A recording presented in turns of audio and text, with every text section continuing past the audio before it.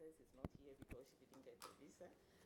The other one, we don't know where she is, so hopefully she'll come in before we finish. If she doesn't, it means we have the 1.5 hours to ourselves. That is the two of us, and we'll be able to discuss it.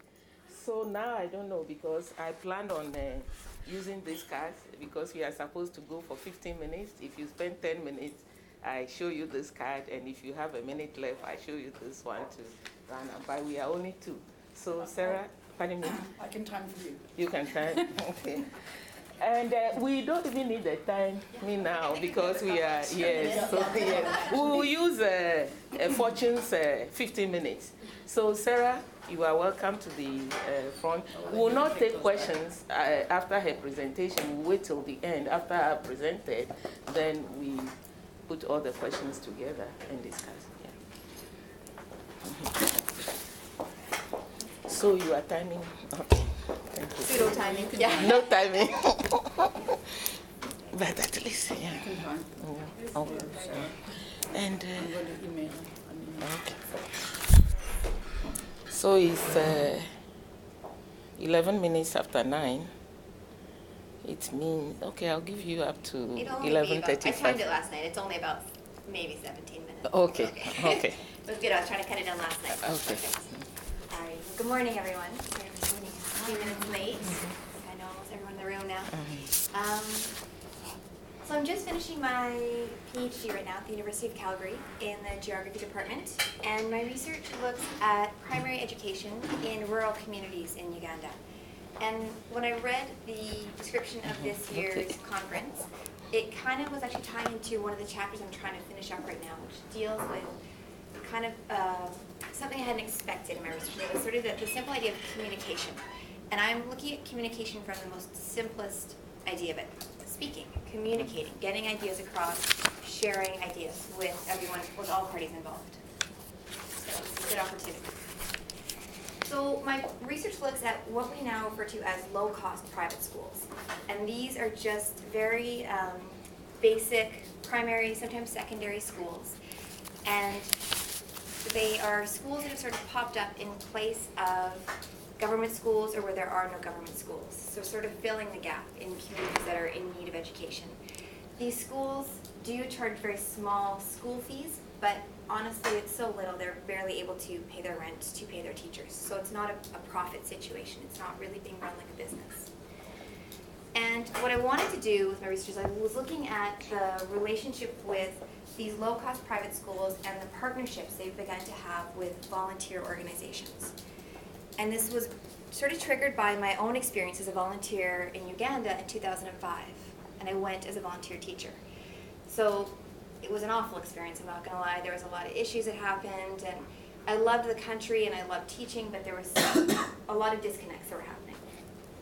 And it sort of started me to start to look at what was happening with these relationships. And one of the biggest industries in the tourism industry now is the voluntourism industry. And I'm not sure if anyone's familiar with this, but it's essentially,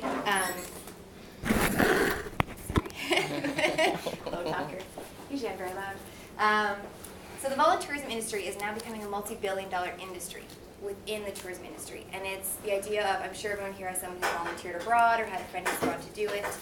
And the number one choice of those volunteers is teaching. So tens of thousands of, let's say, Western volunteers going into developing communities to teach. So I started on my research to tie these ideas in together. And look at the impact of these volunteers not only in the schools, but in their host communities as well. And so, like I was saying a few minutes ago, the part I hadn't really thought about was the simple idea of communication. And what I've sort of come to realize is the success of these schools is really hinged on communication, the simple idea of communicating with community members, parents, and volunteers, so that everyone is communicating with one another, understanding the goals, understanding where the money's going, and working together. So I just thought today I would keep it simple and show you a couple of my schools to show you what I mean by this issue of communication. So the biggest issue that these schools run into when they partner with Western volunteer organizations is the idea that Mzungus are rich. Mzungu being Mzungu being the Swahili word for white person or Western person. So it's often associated or assumed that because there is a Mzungu in your school, or Mzungu being the plural word for multiples, that the school is now wealthy, that the person running the school has money, and so it's an idea that they need to sort of get rid of, because it starts to create a lot of problems for the leaders of those schools, for the directors, and for everyone involved. It also then begins to lead people to think there is corruption happening. So people who are running the schools are very wealthy, but they're not seeing the money. The other part that isn't really communicated very well is the cost of running schools. And this is for both parents, community members, and for volunteers. They often don't understand the cost of just paying rent for the building, paying teachers' salaries, paying for the lunch program. So it's not communicated clearly as to where the money is most needed and how it's being spent, and it creates a lot of tension. So I have 4 schools I want to talk about, 4 of my case sites. Just quickly, because I originally thought I had 15 minutes, so I was doing this much faster originally. And the first one is Grace Primary School and Orphanage. And it's a very remote school. It was started in 1997 by a local woman who, when her father passed, gave her the land. So she had been a teacher in the capital in Kampala and moved back to start a school. She knew there was a need in her community, and she now had this land. So she worked with community members, and they were very involved. They were providing the soil, they were bringing in water, helping make bricks to construct the school, providing food for the lunches, and everyone got on board. Unfortunately, Grace passed about 3 years after she started the school. She passed of AIDS, and her sister then came over and took over the school. Community continued to support, and then in 2007, her sister Teresa, who is now running it, decided to partner with an organization called the Real Uganda, and they put in volunteers. Immediately, parents stopped paying school fees. Their immediate reaction was that, oh, you've got Mzungus, you must be doing fine, we don't need to pay school fees. So it immediately cut off ties. They stopped providing food for the lunch program, they no longer wanted to help with the construction. They also sort of assumed that Teresa was on the take, that she must be very rich now, and they wanted to know where all the money was going. Unfortunately, part of my research, which I won't be able to get into today, was my research also took place right after the global economic recession. And the first thing that people cut out of their budget is travel. So volunteerism kind of came to a halt. So not only did she then lose all the community support, but volunteers were no longer coming. So about a year or 2 after this. So now she has no volunteers coming in, but the community still has it in her head now that she has money, that there's Mzungu money in the school. So unfortunately, every time I visited the school, there were not even teachers at the school anymore. So it more just become a bit of a makeshift orphanage or sort of day center for the kids. Weekway is an example of the director of the school not communicating with volunteers particularly. This school was started in 2002 by a local pastor. He was renting the land, renting the building, and was working with community to, again, they were putting what little school fees they could into the school, providing food if they could for the lunch program. The landlord was okay if he didn't make rent. He said it was a building, he didn't really need that much right now, it was okay. So this started in 2002. They had been making progress, and they partnered in 2009 with the Real Uganda, about a month or 2 before I got there. So the months that I was there, they had their first 3 volunteers. So a volunteer, their money, I should have prepped this, their money comes in through placement fees, and it can range from anywhere from $900 a month to up to $2,000 a month for some of the more glitzy volunteerist organizations. And that money goes towards board, food, transportation to the site, and then part of that money is earmarked for the projects themselves to go into this. But often they don't tell you how that breaks down. So volunteers immediately kind of got their back feathers up, I guess, let's say, because they were being served boiled eggs and chapati. And they were like, paying $900 a month, I'm sharing a room, we don't have water, we don't have electricity, which is fine, it's what they signed up for, but suddenly they're like, but where's my money going? And they all begin to question the pastor. The pastor also suddenly got new furniture, which had actually been a gift from someone else. He got a new couch set. We all get a couch once in a while, let's be clear. Everyone gets new furniture. But volunteers immediately were like, wait a minute, what's happening here? And so the Real Uganda said to them, okay, look, our volunteers are getting distraught. We know this is how this works. Like, you're just getting your feet wet, starting to work with volunteers, but can you give us a breakdown of what's going on with your money, just so we know? Well, Paul didn't know how to do that. The pastor didn't know how to put that forward. So he gave them a statement saying, oh, we have about $900 a month in paperwork fees, which they were like, I'm not really sure what that means. And volunteers basically just pulled out of the program. They also, right before they left, got the teachers really riled up and started telling the teachers what they'd been paying for their placement fee. So then the teachers started saying, where's our money? We should have more money. Why aren't we getting our checks? So this school had been doing fine for 7 years. They've been operating. Within 3 months of getting volunteers, just because of this failure of communication on all sides involved, they not only were removed from the partnership with Aurelia Uganda, but the school shut down. The church then said, or the man who was renting the room said, you can't have this building. He tried to put the rent up, and the school closed its doors about 4 months later. So that was the end of the school, after almost a decade of being open. So my point being, for me, and I'm sure this seems very obvious to everyone else, but at the time it really hadn't seemed to me, just that simple idea of communication for these schools to be successful. Just the idea of communicating where that money is going, where that money is needed. And it involves getting everyone involved, not just parents, but the general community. When they see Mzungus in the community, they need to know what that money is there for, but they need to know what their role is. What are these volunteers here to do? They're not just walking cash machines. They're here to learn from teachers, help teachers, play with the children, help construct in the community, things like that. They need to let volunteers know. And one of the biggest problems with volunteers and money is that volunteers want tangible results. When they give money, they want it to be used for things they can see. So they want schools to be constructed, they want desks, they want books. They don't want to give money for things like teacher salaries, because they just can't see the results in that. They are not that interested in doing things like food programs. And it's funny because when I was there, I would try to explain to volunteers, I'm like, you could build the biggest, flashiest classroom possible and fill it, with some books and desks. But if there's no one at the front of the classroom, there's no education happening. It's more important to spend that money on having a teacher at the front of the room who is well trained and engaged. They could be under a tree and provide a much better education than in a fancy classroom. But it was really hard for them to understand that. They really wanted tangible results. So there needed to be that communication. And again, just the idea of transparency, the simplicity of it. So, 2 examples of 2 of the schools I will look at that have a very good success rate.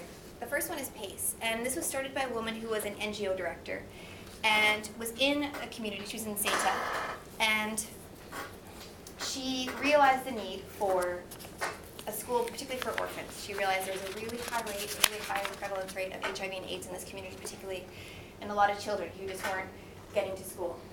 So before she started anything, she met with the LC, so the community elder, and spoke with him and said, I would like to build a school.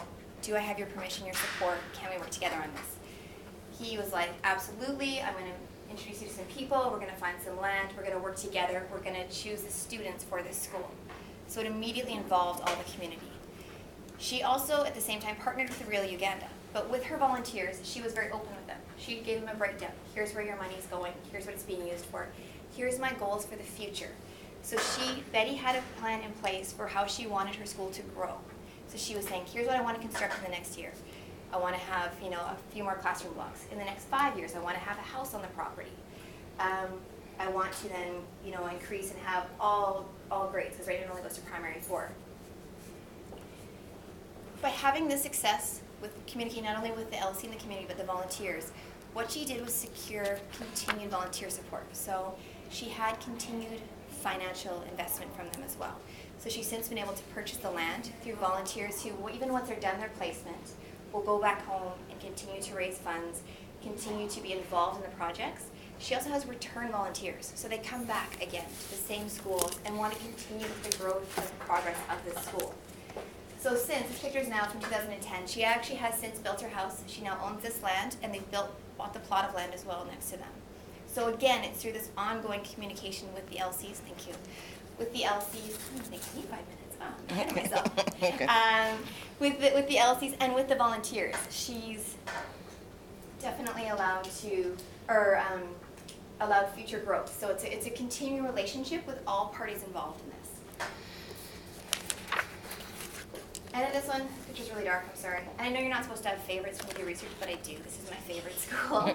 This is my favorite of all my 6 schools. I absolutely love this one. I think because I love love the director of the NGO who started this, and his name is Valence, and he is from Chitola. He's a local man who went and got his bachelor's degree in development at Makerere University and decided to come back. He wanted to come back and contribute to his community. So again, he started working with community members and with the LCs. Said, I want to, start schools. He started a women's empowerment project, a microfinance project. And they were so on board that he was actually given the land. And I know you can't see this, but it's a huge plot of land. It's a couple acres.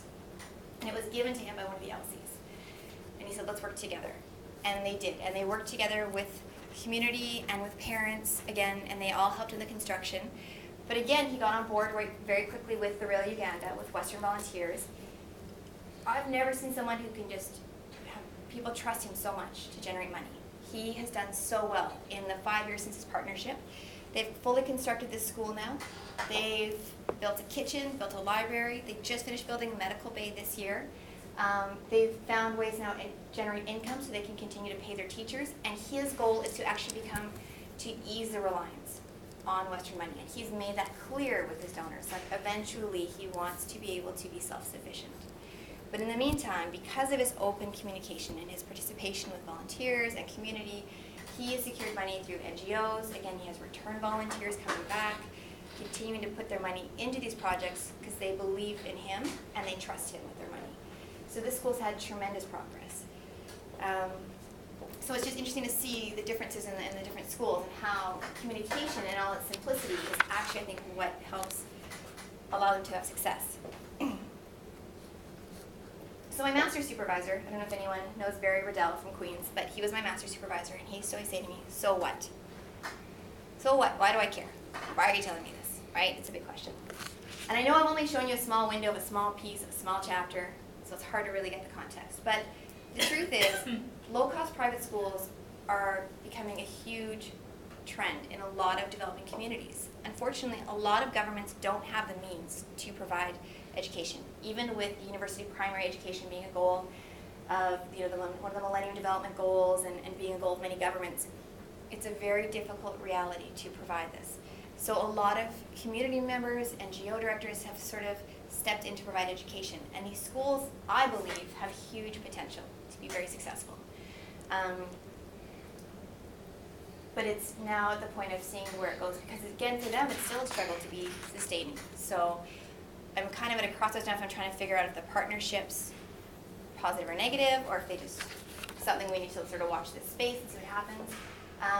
But right now I think these schools, the ones that are very successful in my case studies, they offer higher results, higher graduation rates, higher averages than the government schools in the same communities. They're having very, very good success.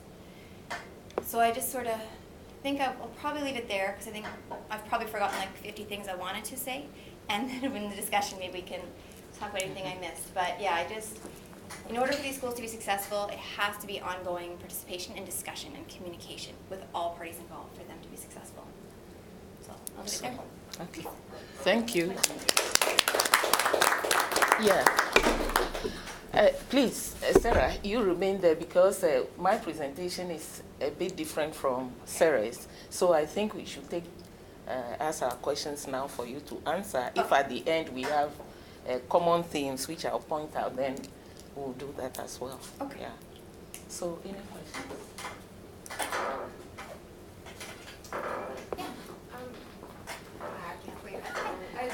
I mean, with like the growth of tourism, throughout the world, wouldn't there be like some kind of like best practices by now of communicating between, from the start of before even volunteers arrive to what kind of expectations and rules that they'll play before arrival, and then, some best practices of having that kind of that type of ecosystem occurring between, low-cost private schools and volunteers. I'll just start with that question. I've got lots of questions. Yeah, absolutely.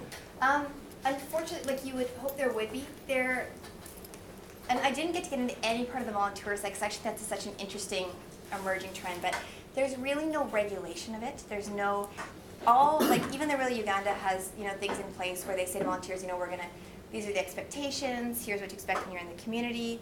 But there's really nothing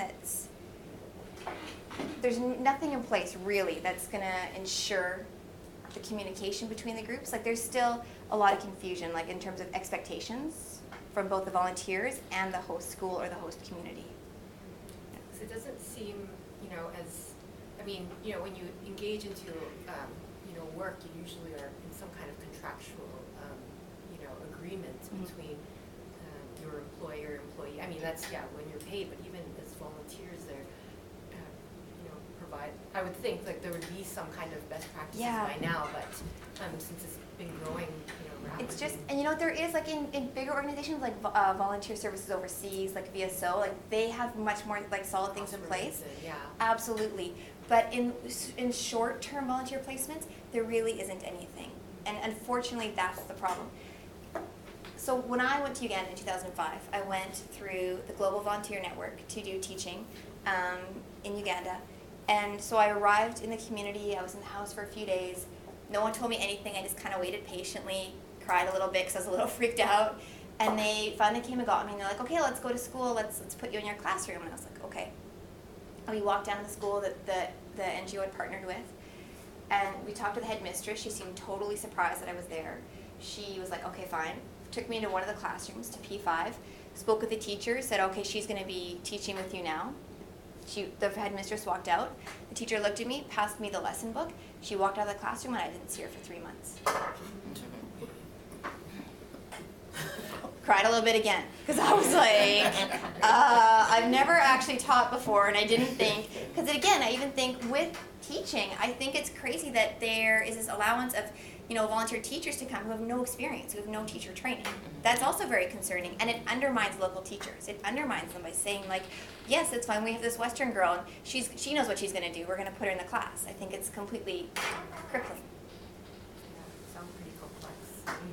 Yeah, does that sort of answer your question a little bit, like, or not answered, I guess? So many, things that are happening and things to be learned from, what Uganda's doing could be learning from Crossroads or, all the other kind of groups that are sending teachers abroad and why they're not working together to collaborate and improve those kind of communication flows. Yeah. Yes. Thank you.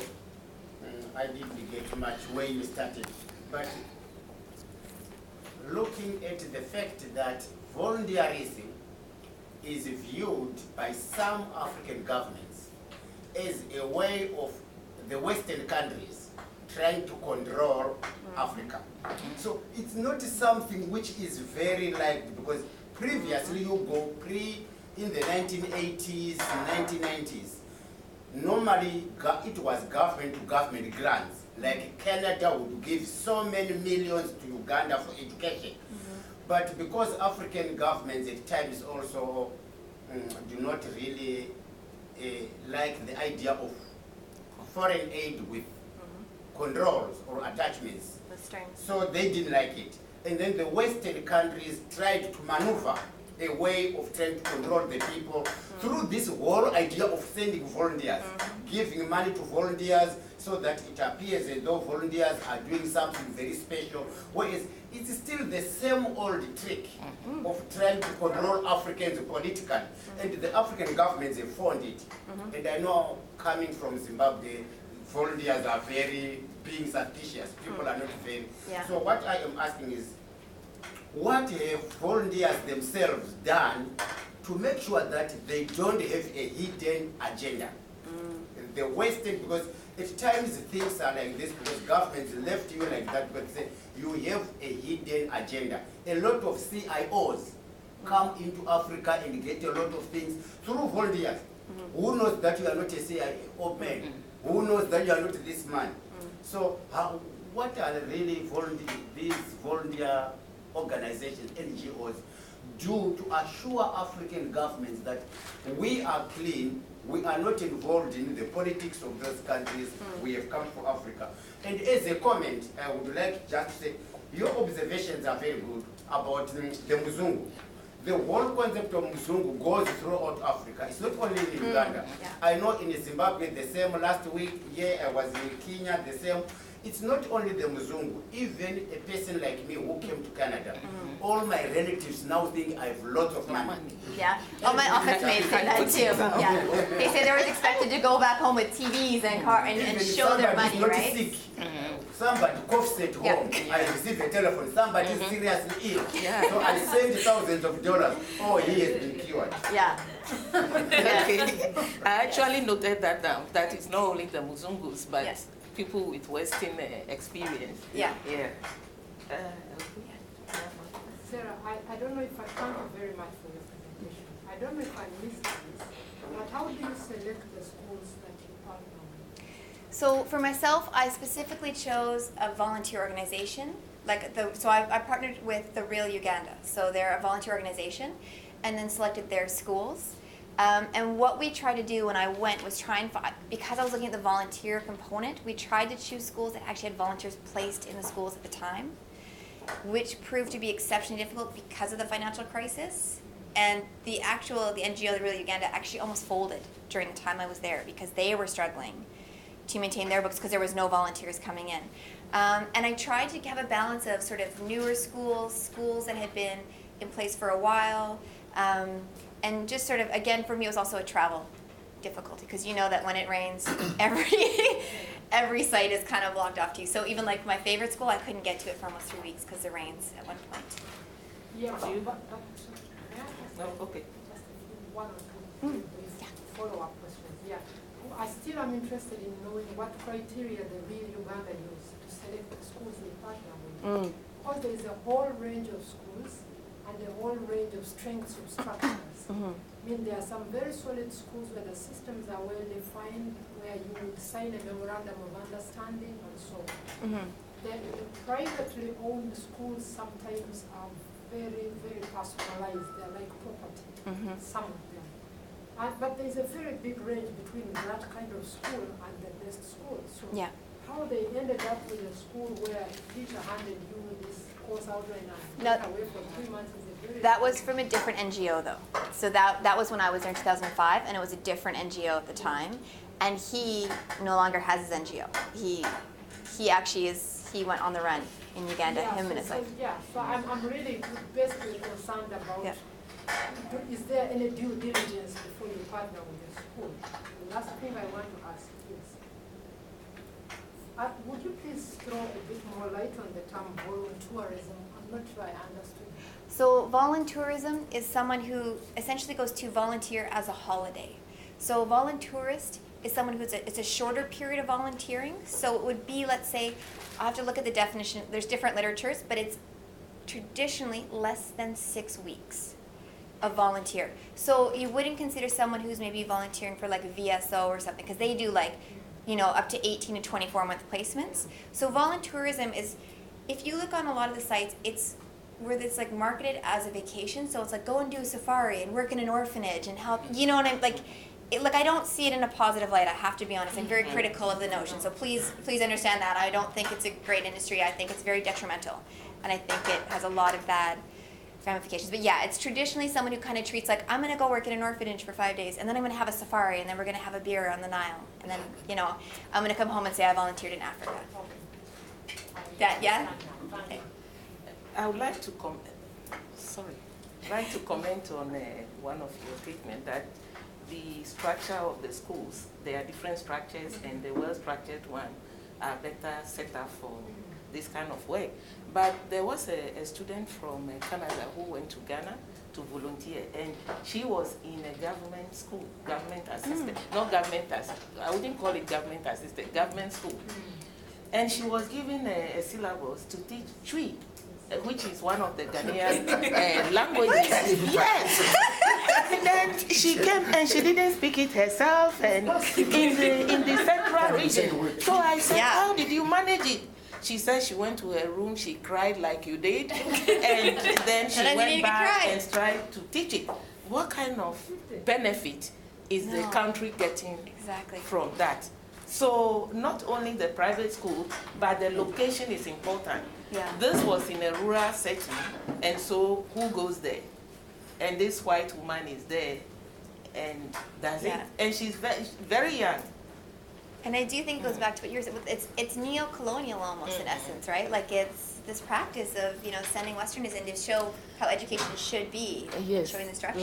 You see, I think the whole problem is with colonialism. Yes. When it went into Africa, they said the colonial Exactly. master knows everything, they are rich, And they it's have the same money, thing, and they right? have to supply you. I agree, and actually presented at CAAS 2 years ago when I was beginning this project, and it talked about the neo-colonial ties that it has. Because I completely agree. There's so Yes. many concerns here. I, sorry. I love this. The debate. last two I want to questions. go back because I'm Oh, doing some Louis. projects in Malawi. And, Okay. The issue of first private, which brings for profit to mind. Yes. They're in for profit Yeah. versus community schools, and you sort of blur that a bit in your discussion of these things. Yes. And then the other is sustainability. I mean, we shouldn't have to depend on Zoom for anything. Exactly. Which is why I appreciate Balance at the end, right? Like he needed the startup money because plain and simple the money wasn't there to get the school going. But his goal is to be like, this is up to our community at the end of the day, and he wants Yeah, to. I mean, we don't have time now to go into it, but Yeah. what are his methods and how Yeah. do you do that is. Yeah, it's difficult. But what was the first part? you asked? Private, I'm well, sorry. the Yeah. concept of, because in So, Malawi, we and have that's these why- community schools, but government often will pick up the salaries. If the community comes together, Yeah. puts together infrastructure. And they don't in these scenarios. Okay. They absolutely don't. And so that's what I'm saying. It's the new sort of literature refers to it as low-cost private schools. And they have to put in private because it's not government, but there is no profit in these schools. In some there are exceptions. It might be a small profit, but in all of my sites, there's zero profit. They are really honestly struggling to pay all the teachers, distributing that evenly for salaries, to pay rent if they have to. So they're really just getting by. So even primary school pay fees then? Yes, in these ones they do, yeah. And see, even in these communities, there are government schools, but the problem is that they're so full, they're past capacity, that parents realize that, if they want their child to have the chance, they'll find a way to find even a few meager school fees to put them in these schools, like in the low-cost private schools.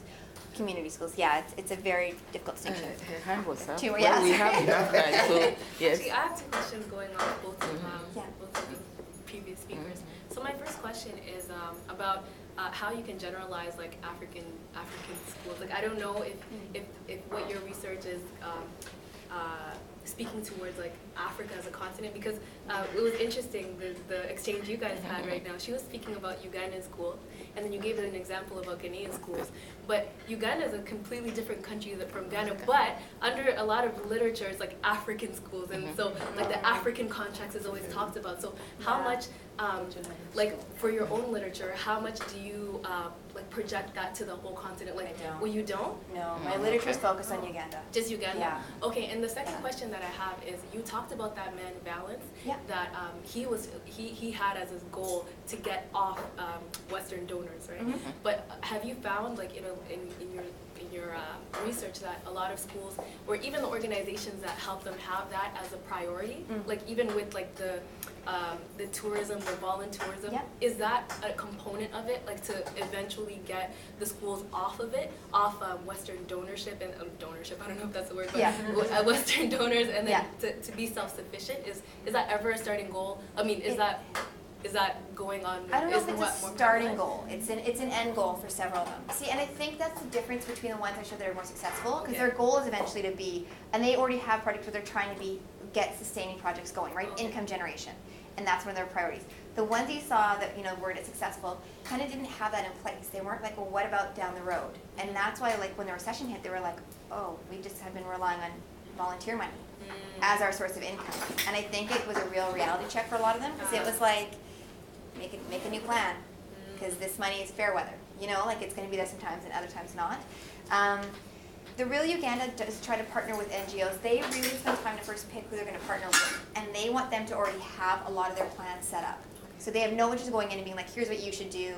Like, it's actually a Canadian woman who runs the real Uganda, who started it, and she's very much like, she's like, they need to have clear cut what their mission statements are, what their priorities are, what their plan is. Okay. And then it's like, we can provide you volunteers, but don't depend on us. I can never guarantee you volunteers. I can't guarantee you any income. We're just kind of like a secondary, if that makes sense. Like, they're trying to create a situation where they can bridge the two, like have a positive volunteer experience, but not a reliance. Okay. Sarah, yeah. Sorry, So yeah. the last one. Okay, very interesting talk. Towards the end, your slide said there was support from parents, donors, community, and volunteers. And I wondered where the teachers were in here. And I'm thinking of If teachers curriculum get development. paid, teachers will support. Pardon me? If teachers are getting paid, then teachers will be on board. Okay. The problem is that in a lot of schools they're not. They don't get paid, or they get part of their salary. Okay. Teachers, it's a difficult one because a lot of these schools, and again, this is just specific to the schools that I look at, a lot of them are quite remote. So it's very hard to secure teachers, and especially like in my favorite school, it's a very, very remote area. So for them to secure 10 teachers that don't have family in the community is very hard. But I find that once they are getting a solid, like a permanent paycheck, it really gets them more engaged. And that's true for anyone on earth, right? If you're not getting paid at your job, you're like, why am I here? It's very hard to commit to it. The ones I spoke with really enjoyed having volunteers in the school, to be honest. They loved it because they said they learned a lot of different things from them, different ways of like talking with the kids or engaging with them. So they liked that partnership as well. And a lot of them already had kids in the school. Are these trained teachers? Like, They all Or had not. different levels of training. Some had like teachers' college certificates. Some had just taken a couple courses. There's different levels, and that's also part of it. Some of them will go to these schools to sort of, earn their stripes to then apply to government schools. So there's different levels. In the first two schools, well, the first school that you saw in there were no teachers. There just weren't any teachers there. So it's actually hard to call it a school at this stage, unfortunately. The second one, none of the teachers had any actual teacher college certification, but all my other schools they did. Does that kind of answer your question or create more? I'm just wondering about the sustainability, exactly what you were talking about. Yeah. It's like, if the NGO that you were related with, Real Uganda, is just kind of waiting for things to happen, and it is not stable itself, how can any of their connections be stable? And are we kind of giving false hope to these community members and the children Yeah. of saying, hey, all this is That was- happening, we're bringing And people it's in so from hard. outside. That's why part of my research looks at the community too, because I'm like, it's so hard for these kids. They have these people come in, these Mzungus, they form friendships and fall in love with them, and then they're gone.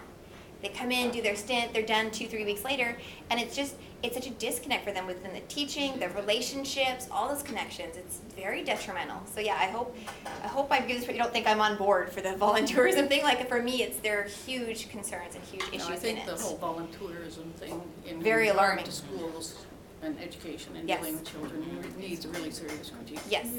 I agree. It's very concerning, right? Yeah. And so in a lot of the schools where the volunteers are here with the Really Uganda, they actually don't teach. They'll go in and do sports programs. So volunteers will come to the school and do football with the kids or do arts programs. They won't actually be involved in the lesson plans. Like in the last school you saw, that the volunteers do not teach in the school. They go in and help. They'll just kind of be an assistant in the classroom, or they'll, like I said, do sports programs or do a craft day or something like that. They don't teach. So. And I see it as a form of dependency. These schools are dependent on it, so we are not moving away from Africa's Yeah. dependence. Exactly. And that's why it was so This interesting Western at the time when I was there with the Yeah. economic crisis. I think it was a reality check. Okay, thank you very much.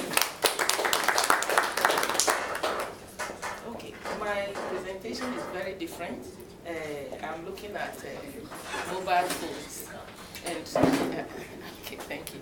Mobile phones and how we have all this hope in the use of mobile phones in the development of Africa. I'm interested in this because in the 1990s, the internet was seen as the magic bullet, as Louise will say.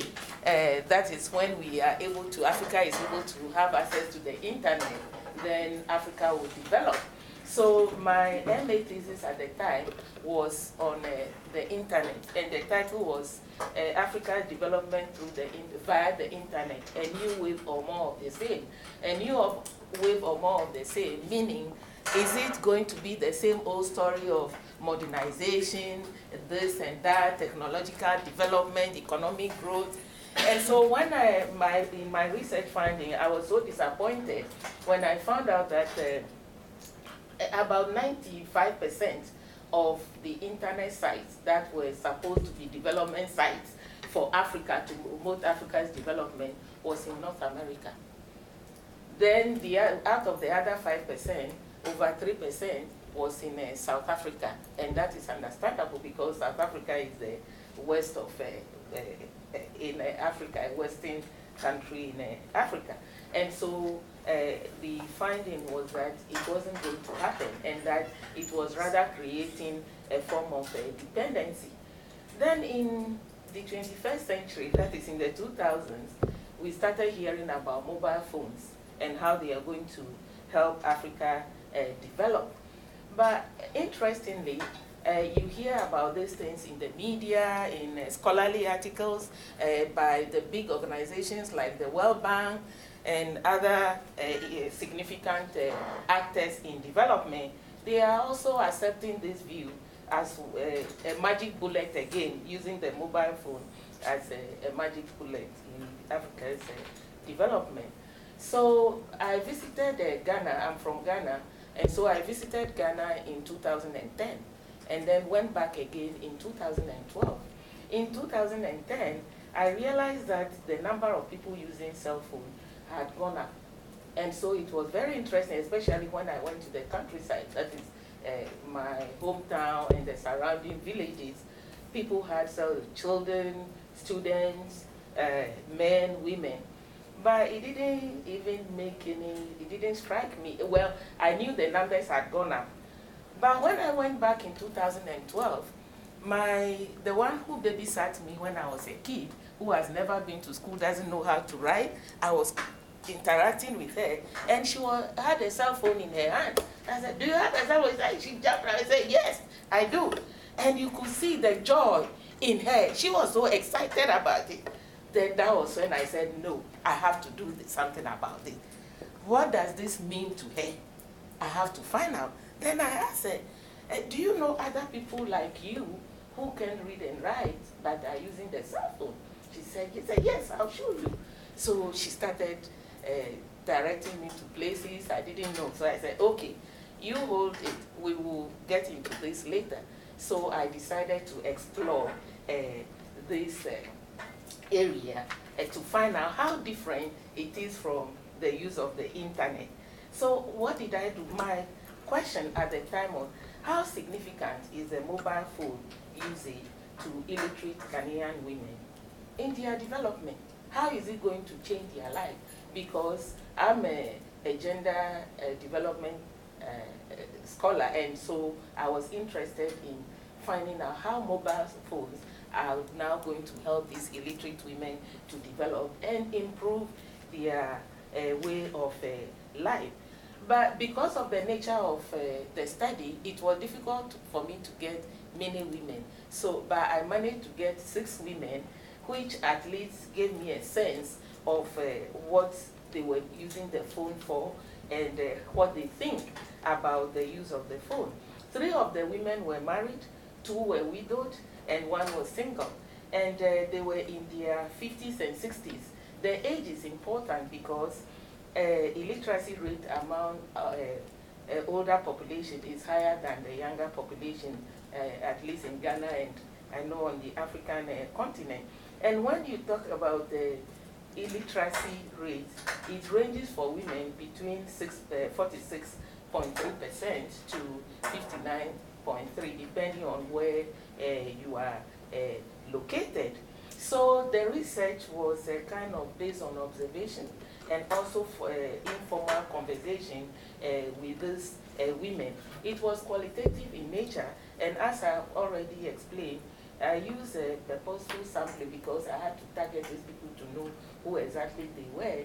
But then it was kind of snowballing too, because you talk to one, say, oh, this person too doesn't know how to read and write, but it's using it. So I interviewed them in a home setting and tried to explain to them why I was doing that. I asked them very simple questions. Their background, socioeconomic background, where they got the phone from, and the purpose of getting the phone, and what they use, how they use the phone, how they maintain it, and the benefits that they get out of using the phone. Most of the women were, not all the women were farmers in the rural community, but some of them trade, market some of their the produce they get. Only one identified herself as a trader also, because from the farm in the evening, she sells eggs by the roadside. And I'm saying this because selling of the eggs helps her to interact with people, to show off her cell phone to these people. One of them said she had a 3-year primary education, but 3-year primary education within that context, it doesn't mean much, but it was significant in the way she was able to know how words are arranged on the cell phone, like the numbers on the cell phone better than the other. So when I asked them where they got the phone from, all of them, 5 of them got the phone from their children, because their children have left the village and they are somewhere else working out of town. One child was outside the country, and so through this, by the cell phone, they are able to communicate. Only one of them said she house sits for a woman who lives in Germany, so she provided her with the cell phone. What's the purpose of getting this cell phone? They said, to be able to communicate with our children, to get in touch with them, because before, when we didn't have it, we had difficulty, even in terms of sending messages to them, we had difficulties. And when we needed money, there was no way they could get it for us. The woman who's being supported by someone from Germany to say the same thing in terms of remittances, she calls and tells her about it. That's about it. So they think that this is why the cell phone is very important. Then quickly I said, well, these women are still performing their gender roles by having the cell phone, because it's a perpetuation of these roles in the sense that the children are out, but now they have to keep an eye on them all the time, and in terms of contact. And even children who live in the same town are contacted because the town is growing, so they want to hear about them all the time. But the question is, why don't these children buy for their fathers? I was interested in that.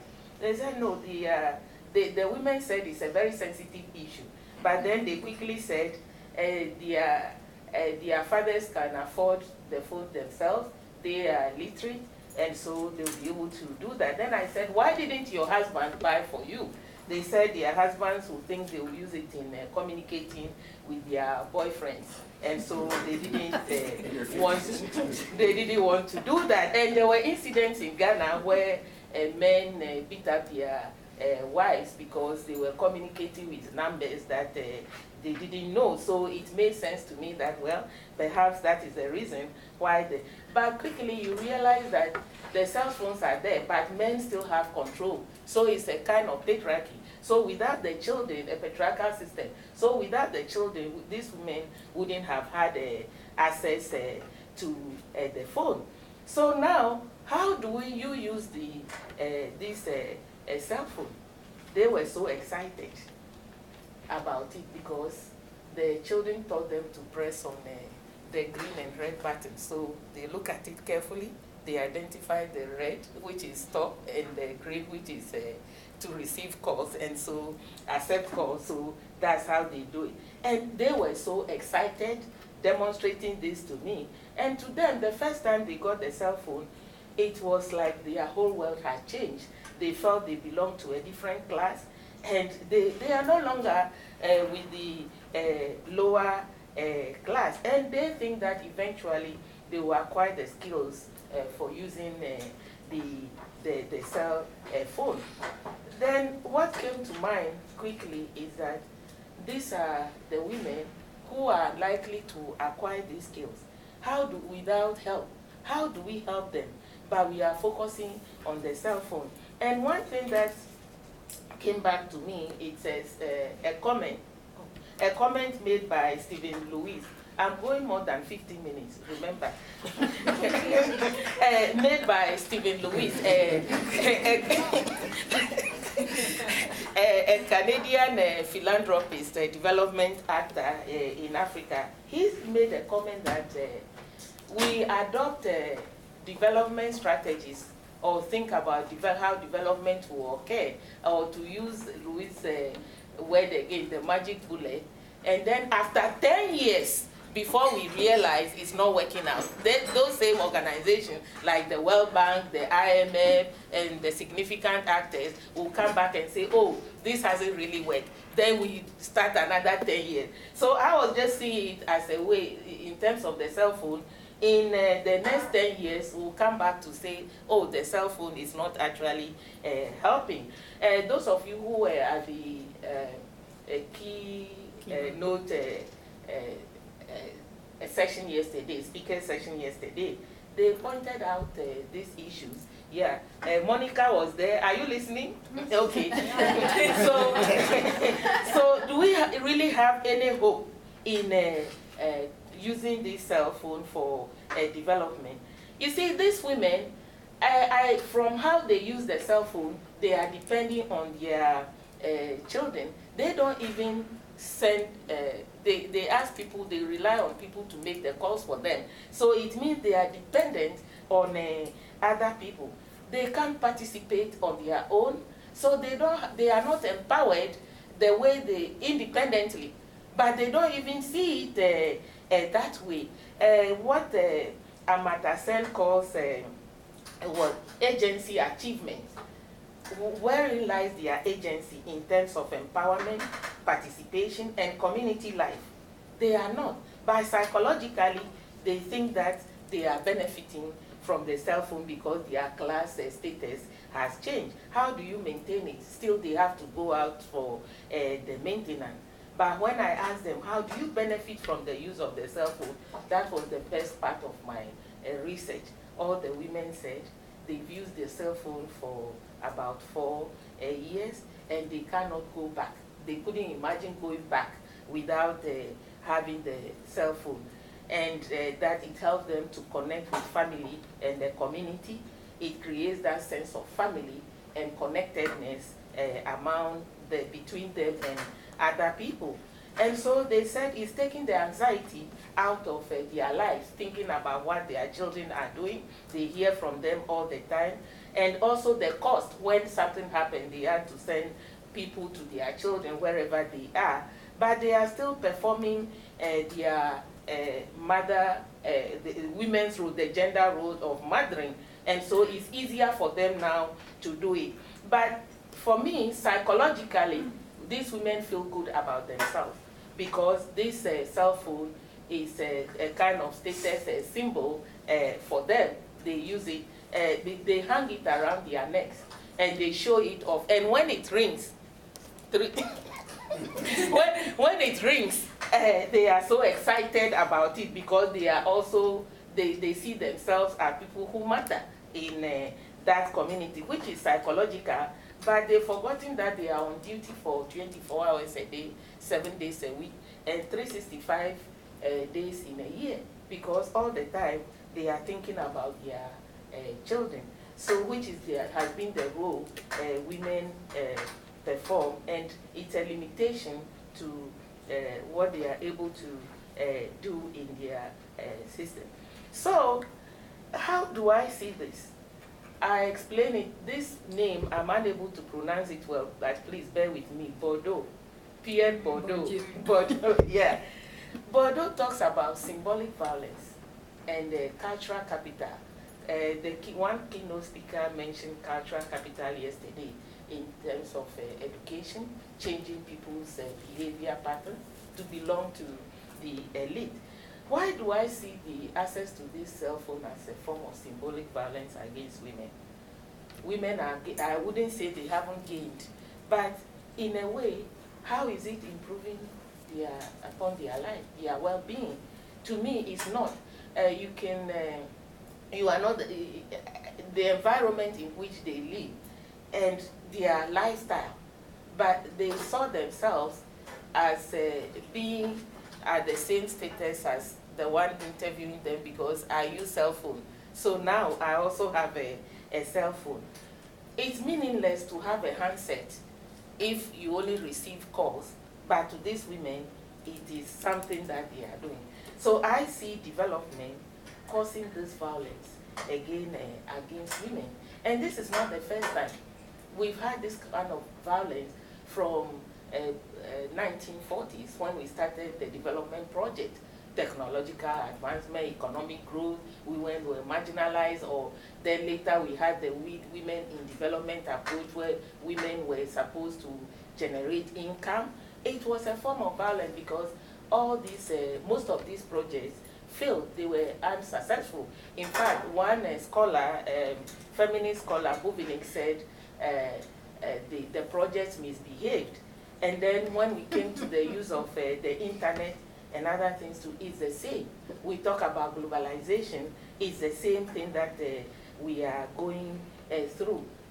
You can think about the Bangladesh incident recently, because globalization was supposed to promote women's development, but globalization is killing many of these women if we consider the Bangladesh experience. So the next one is the cultural capital. That was where I was focusing on. How can we use this opportunity to develop the women's cultural capital? They lack education. They lack the skills to operate this because of their level of education. You know, the cultural capital is not equally distributed, and that is the problem. Because men are better off, although I wouldn't say they are benefiting and they are going to develop by using the cell phone. But in terms of political participation, in terms of mobilization of women, how useful is this cell phone? In terms of trading activities, economic activities, how useful would we say women are, these mobile phones are to this way? So without the development of the cultural capital, literacy skills, technical skills, these women will continue to be dependent on others, even though they have the handset in their hands and they receive the phone calls from people. So this brings me to the end of my presentation. If you have any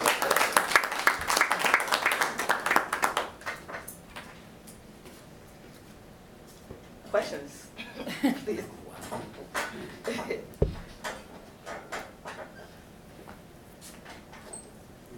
Was I clear enough, or I didn't make sense? Oh, yeah.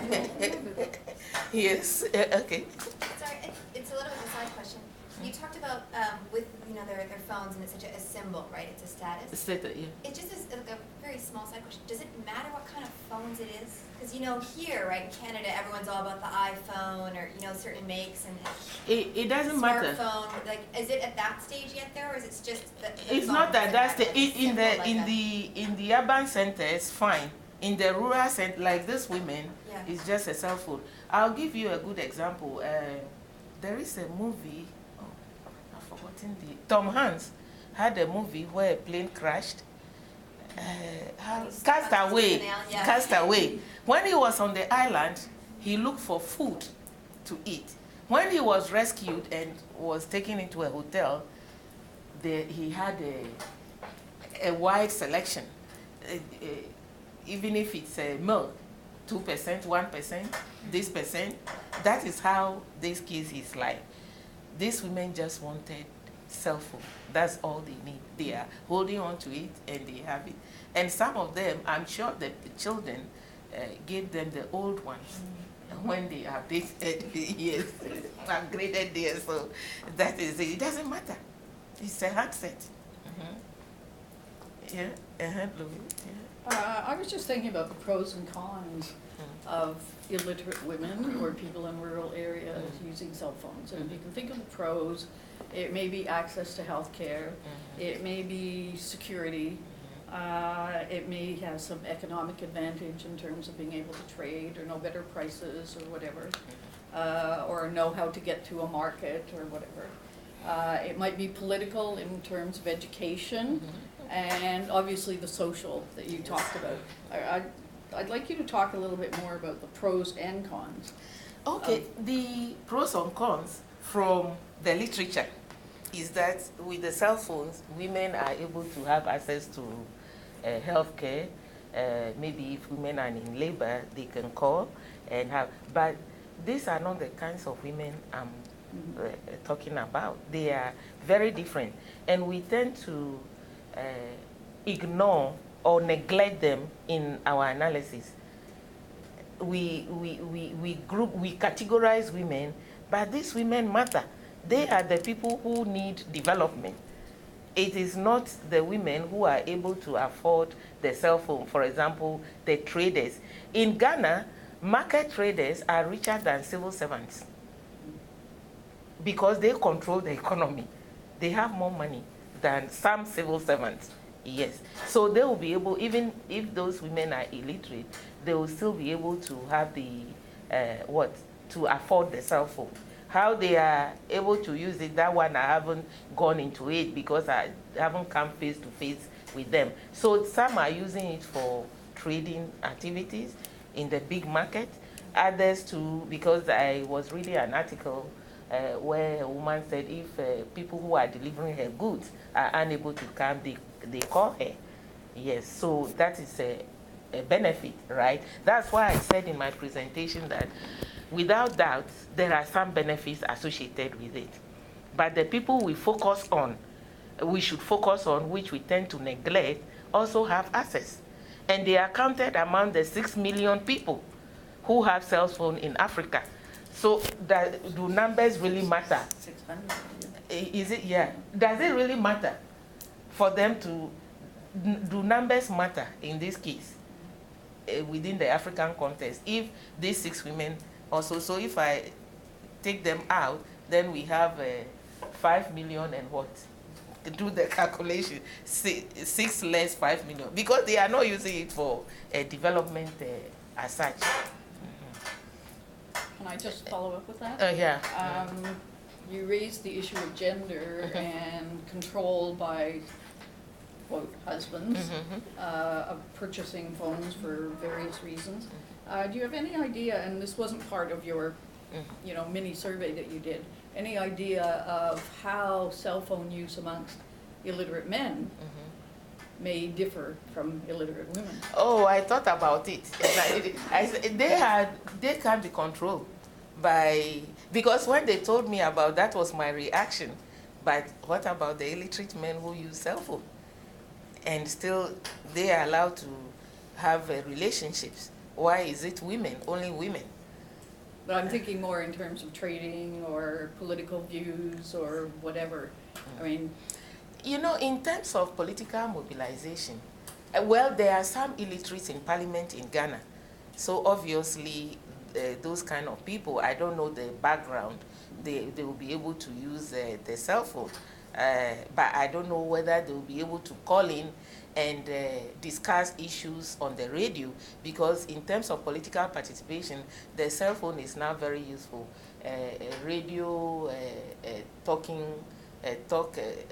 how do you call it? Yes, talk shows, yes. People call in at any time to say, oh, I'm driving, I'm here, but I want to comment on that. These women cannot. Do they even understand what is happening? Yeah, they are not. So how do we take care of these women in development? That is my question. How do we include them? Because exclusion, marginalization have been I don't know how to describe it, the characteristics of the development process.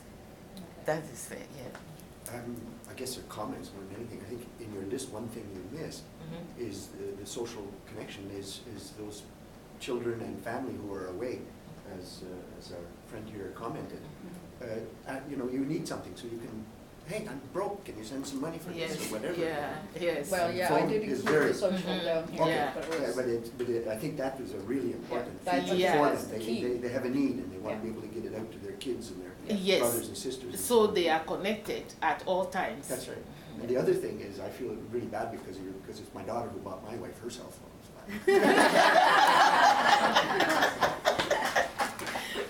So on her next birthday, buy her one. She didn't want it. She calls it a tracking device. Okay. She's older than she Okay, tracking device. Don't worry, my dad, his phone was bought by my brother. No, there you It's go. all of Okay. it. Sorry, I just, one technical one was first, you're saying from Bordeaux is symbolic, what? Violence. Violence. Oh, Yes. okay. And my question is, now you spoke of these women saying that they feel psychologically feeling so good. They use psychological. They just said, oh, it's raised our status. Raise We our belong. status, Oh, we yes. don't belong to this group. They know that we are also Yeah. somebody we are. But yes. So is there some, value that, even you looked at Sen, that, in well-being, in self-perceived well-being, that they actually, it's what they value that is the most important of all. I mean, I know you're coming from a feminist perspective and approach, but I just thought that was one thing I wanted to bring out. And the second is to dig deeper, I suppose you're bringing up a good point. What is it that they are speaking to their children about, the opportunity to just be able to, if they need help or just want to have a call, what is it that they are conversing about that is feeling like some kind of benefit? Okay. I couldn't go into those details, although some of those things were in the paper. About the reason why I use symbolic violence, I said from the beginning that women have benefited in a way. But when you think about the larger issues, development issues, social issues about participation, trade, community engagement, this is where I am coming from. That these are the things that they need. And throughout the development literature, this is what feminists have been trying to pursue. So is the mobile phone helping these women to move from that level to the next? That is why I say, well, they are still thinking psychological. Everybody wants to feel good about him or herself. So it is good that they are excited about this. So it means that I'm better than that person. But in reality, what does that mean in terms of their way of life? As I said, you can just imagine the environment in which they were and the way they carry themselves. So,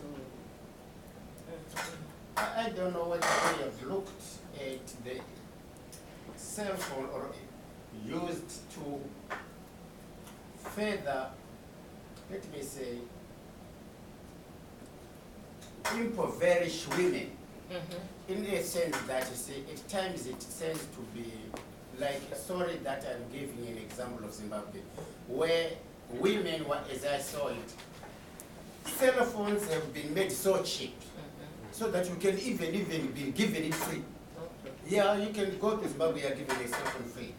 But what they do is that they charge you $1 US for 4 minutes. So that by the end of the day, because everybody wants to be seen making a call. The idea is everybody wants to be seen making a call, initiating a call. You are connected. You don't just receive. But because I have $1, I can do it for 4 cents. Good and fine.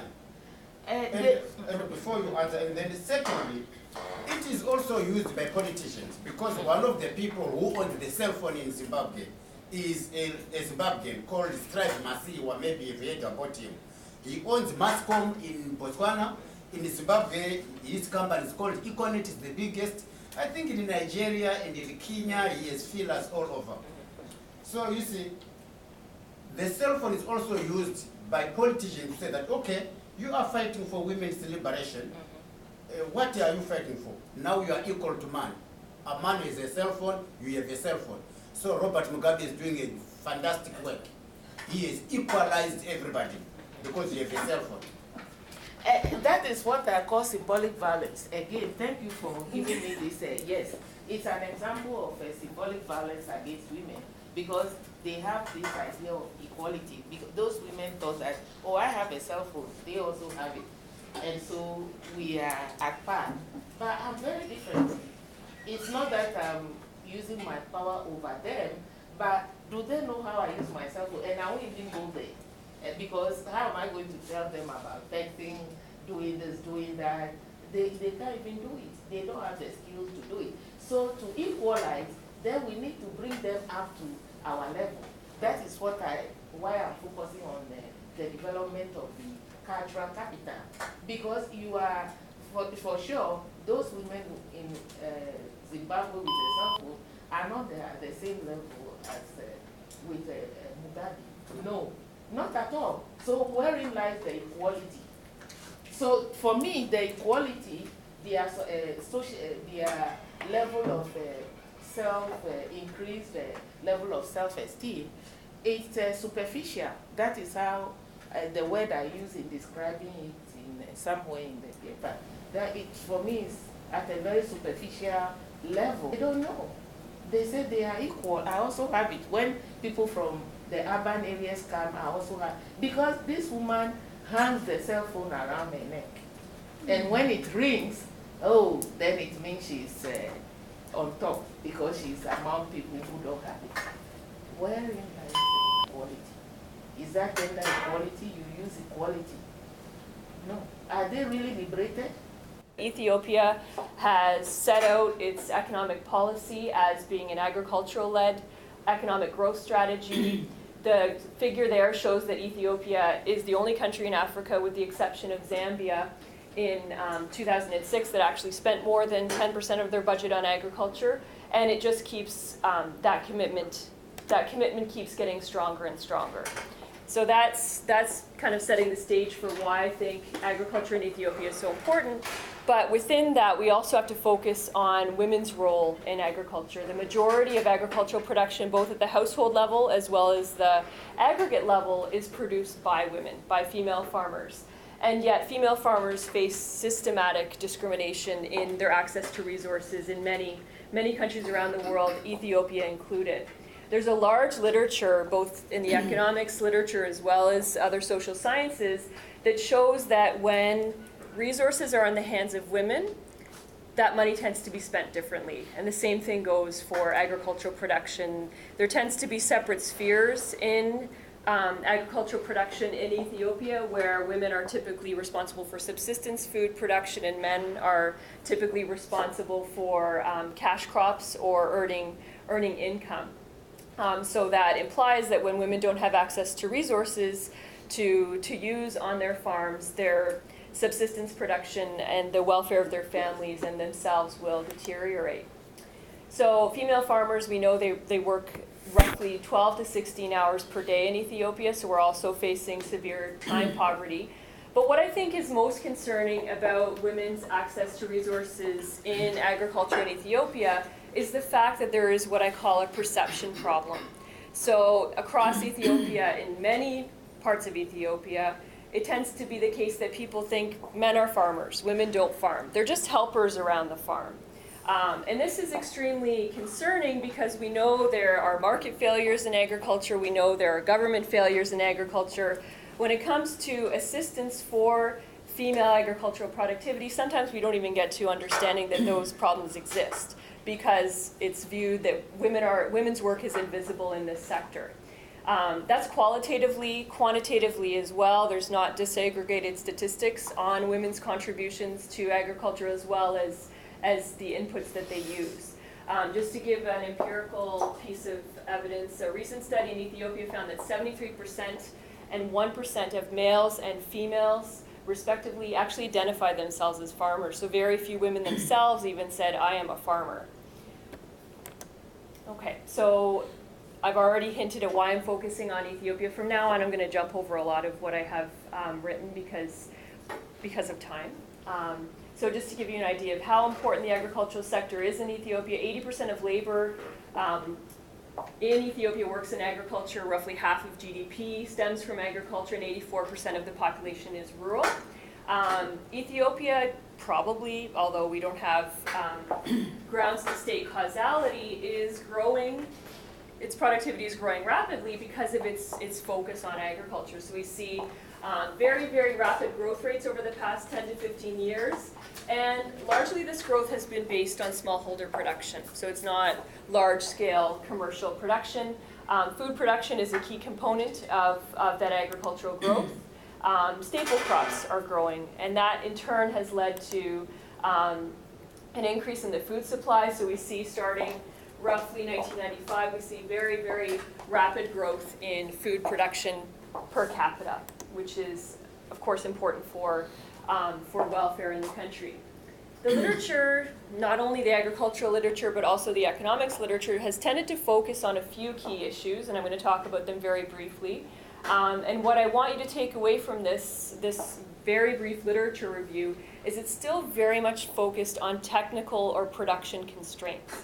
So for example, in Ethiopia, a key problem that female farmers face is there's a socio-cultural norm that says women shouldn't be plowing their own fields.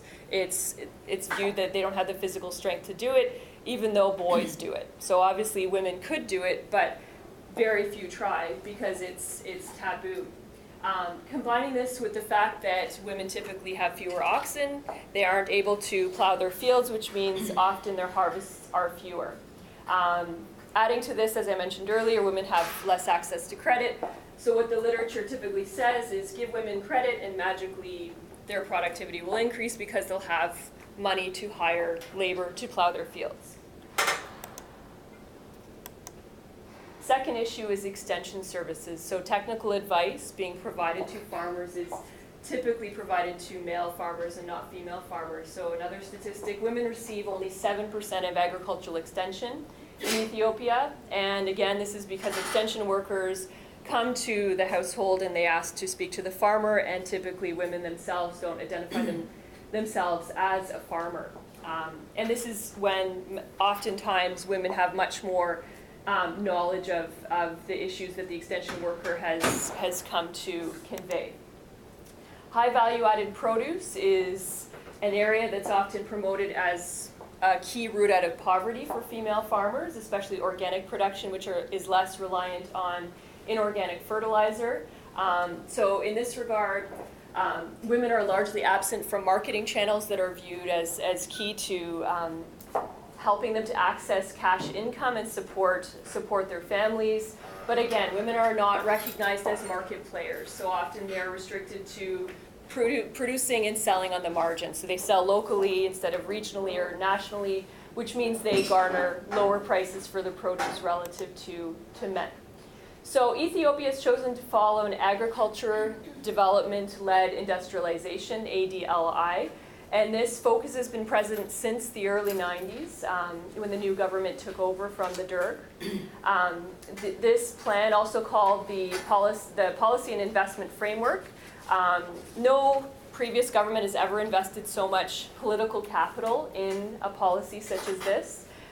It sees agriculture as key to helping Ethiopia to become eventually a middle-income country. It's involved rapid expansion of extension services, even hiring of many female extension workers to get around cultural barriers, with women and men working in that regard together. In 1997, they passed a new land law which gave women title to land. It's viewed as one of the most progressive land law amendments in all of Africa, and it's also involved a massive expansion of land titling across the country. So in general, I would say Ethiopia has prioritized agriculture. They've prioritized women's technical constraints to agriculture. My point with this paper is to say they are not yet, neither are donors, neither is the civil society in Ethiopia addressing socio-cultural constraints to women's agricultural production. And addressing the technical constraints that women face is insufficient because so many of the factors that impede women's agricultural productivity are the socio-cultural barriers that they face. Just to give you a few examples, extension services are often provided locally at the village level at times that suit women. And that is ignoring the fact that what are keeping women from accessing those extension services is the fact, sorry, let me repeat that again. So extension services are provided to women at times and in places where women are able to access those extension services. The reason why that's the case is because of women's time poverty, the fact that they don't have much time to travel to far off places to access those services. So again, we're not addressing the root cause of why women face constraints to their productivity, which is a socio-cultural one, not a physical one. Often we say the key to increasing women's agricultural productivity is helping them to access new seed varieties, helping them to acquire fertilizer, but often just when their agricultural productivity is increasing, for example, through organic production, that's exactly when the male member of their household acquires that activity and the woman loses all access to it. With regard to land legislation, as I mentioned, it's one of the most progressive land reforms across Africa.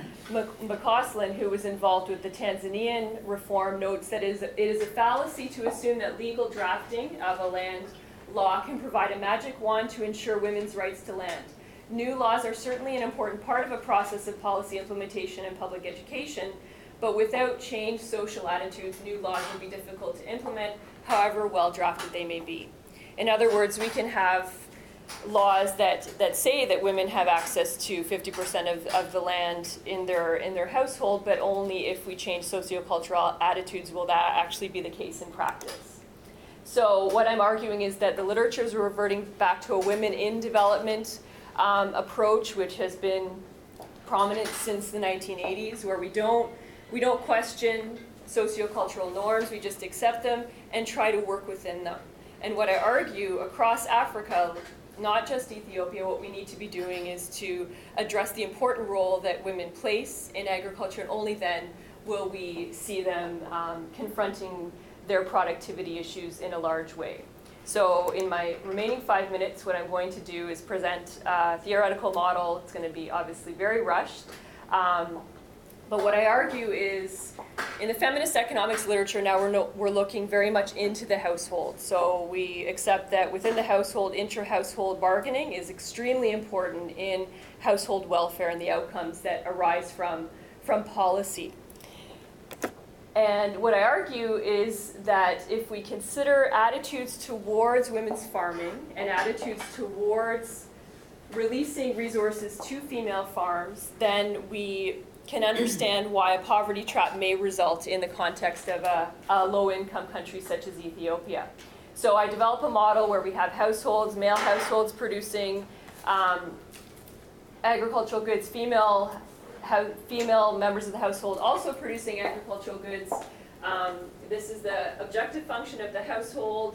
RF is the variable that we're concerned with, which basically is a release of resources to female household members.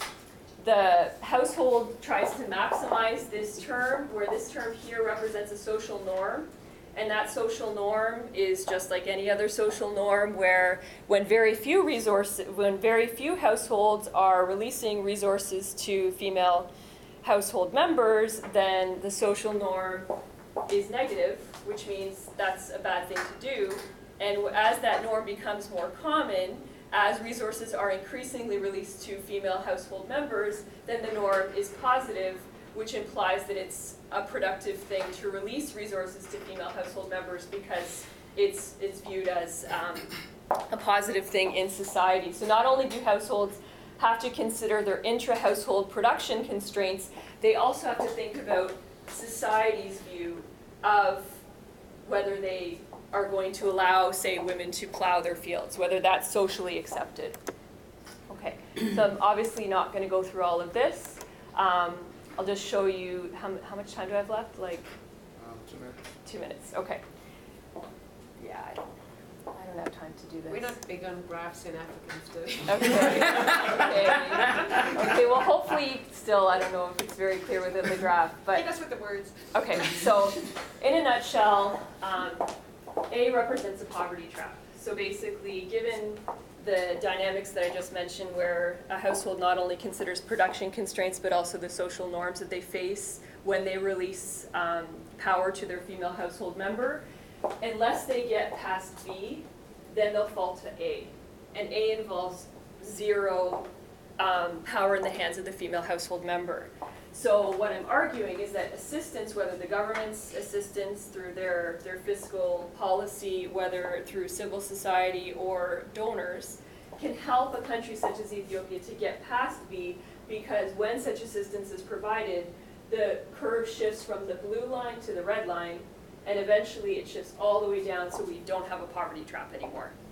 And the literature hasn't recognized that, because all the literature is focusing on is those production constraints and not the social, cultural barriers that households face. So feel free to ask me any questions that you want, because this is very unclear. Okay, policy implications. The implications of my model are that naturally we have to say CETA, although it no longer exists, should be supporting initiatives that address those sociocultural norms instead of just the technical constraints, instead of just microcredit, fertilizer subsidies, even conditional cash transfers. We need to support initiatives that address those sociocultural constraints, such as awareness campaigns. So one initiative that CETA did have was called Improving Productivity and Market Success of Ethiopian Farmers, Project IPMS. And what it did was all of these initiatives that I list here, which I argue are key to addressing some of those, of that stigma around female farmers. For example, selecting women to host demonstration plots, household planning conversations regarding what is a fair division of the household income and duties, training of husband and female and male farmers together, selecting more women as model farmers in extension work, all of these things which make women's work in the agricultural sector visible. Okay, thank you very much.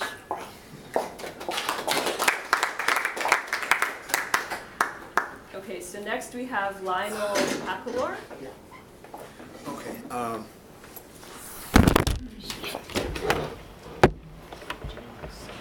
Okay. Well, my name is Lionel. I'm just gonna read off of my computer here, and I promise you I don't have any graphs.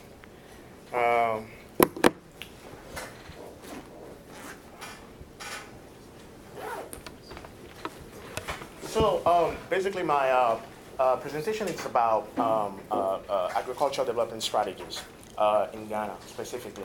And I'm trying to look at what are the lessons that Ghana can learn from the Chinese experience, because China has actually successfully achieved food security and has raised a lot of people out of poverty.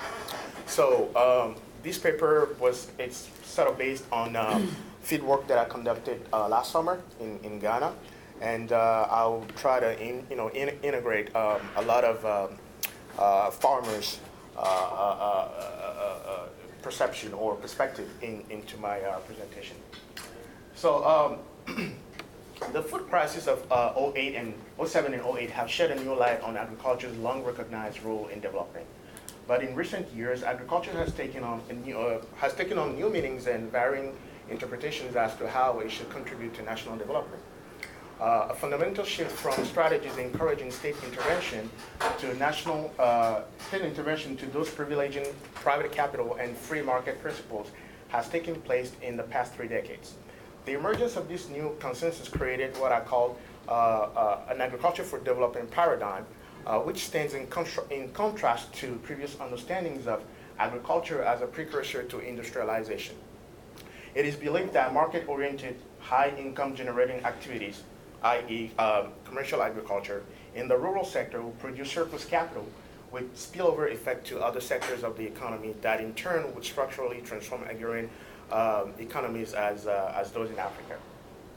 China's impressive economic ascendancy, prompted by its own green revolution and agrarian reform, has become a source of inspiration to many who point to such achievement as an experience that Africa can learn from. China has successfully fed 20% of the world population with only 10% of its arable land, and over 30 years has actually raised 300 million people out of poverty.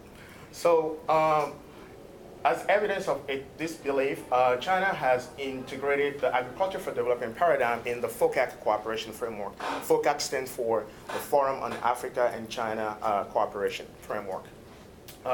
And a number of African nations, including Ghana, Tanzania, and Zambia, among others, have equally adopted various degrees of this model as a foundation of their national poverty reduction. So with agriculture representing 39% of total GDP, providing 56% of the national workforce, 56%, providing livelihood to 56% of the national workforce, it becomes relevant to identify lessons that Ghana can learn from China's experience in the pursuit of its own agriculture-led structural transformation. So I will try to examine how Ghana's, this presentation basically tries to examine how Ghana's agriculture development strategies have affected, sorry, I'm just jumping here. I will first try to explore agricultural development strategies both in China and Ghana, and also to examine how Ghana's agricultural development strategies have affected small farmers, and finally, lessons that can be learned from the Chinese experience. Now, in terms of China's agricultural development strategies, those reforms have been initiated in 1978, and they emphasize three key strategies: land system reforms, technological input, and market reforms. In terms of land system reforms, agricultural production in pre-reform China essentially depended on collective means of land cultivation. Land was communally cultivated and operated under the guise of the Communist Party. Between 1978 and 1984, these structures were replaced by the Household Responsibility System, or HRS, to enhance household responsibility. The decollectivization of agriculture guaranteed household independent land management rights based on the collective ownership and allocation of access to rural land, and was intended to replace unlimited use of land. Now, the long-term implication of the HRS model is that collective agriculture was gradually phased out and transformed into a smallholder private farming model with food crops production as a primary driver of the sector. The second strategy, technological input. Agriculture technology contributed exponentially to China's food security achievement. It is estimated that $102 million have been invested systematically each year into development and scientific research, production, processing, and storage of seeds, and the establishment of a comprehensive system of registration and introduction of new plants. So it is also estimated that Chinese farmers today typically use about 400 different varieties of rice seeds alone, and 95% of all the seeds in China are improved seeds, or genetically modified, if you want to put it that way. The government has promoted the use of fertilizers, among others, and fertilizers have contribution to agriculture growth increased from 32% in 1978 to 53% in 1987. Besides fertilizers and hybrid seeds, other technological strategies such as irrigation and agricultural mechanization have also been implemented. In terms of market reforms, the strategic sequencing of market reforms occurred in two steps. The Chinese government first promoted the domestic market through township village enterprises called TVEs, a TVE system to incentivize local economies. These enterprises, although collectively operated, constituted the first signs of agricultural liberalization in China. The monopoly of agricultural trade by state-owned enterprises was ended, and although quotas were still maintained, surplus production was sold free on the market. So this TV scheme actually increased employment from 28 million in 1978 to 95 million in 1988. Overall, these three strategies gave greater importance to food security by encouraging small farmers' food crop production. Agricultural production and trade under these reforms contributed to a sharp decrease in poverty rates in rural communities. And China's vision of agriculture as a foundation and manufacturing as the motor of national economy created a space for small farmers in the national poverty reduction and structural transformation strategies. Now, let's take a look at how Ghana has come to implement that same agriculture for development paradigm. Unlike China, agricultural development strategies in Ghana were built on a particular vision. Were not built on a particular vision, but instead made up of a series of programs implemented under the structural adjustment programs. It is widely known that SAPs have exacerbated the outward orientation of Ghana's agriculture sector, which reflects the legacies of the colonial state. So I kind of outlined five of those policies that I'll go through now.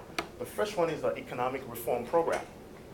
It was introduced to stabilize the country's declining economy, and the objectives for the agriculture sector were to revitalize the export crop sector, achieve self-sufficiency in the production of cereals, maintain adequate levels of buffer stocks of grain, particularly maize and rice, ensure price stability and provisions of maximum food security against unforeseen crop failure and other natural hazards. The ERP stressed a free market system with greater focus on export promotion, an increased role of the private sector, and a very limited government participation in agriculture. Very little consideration was given to non-cocoa. Cocoa, it's one of the primary exports of Ghana.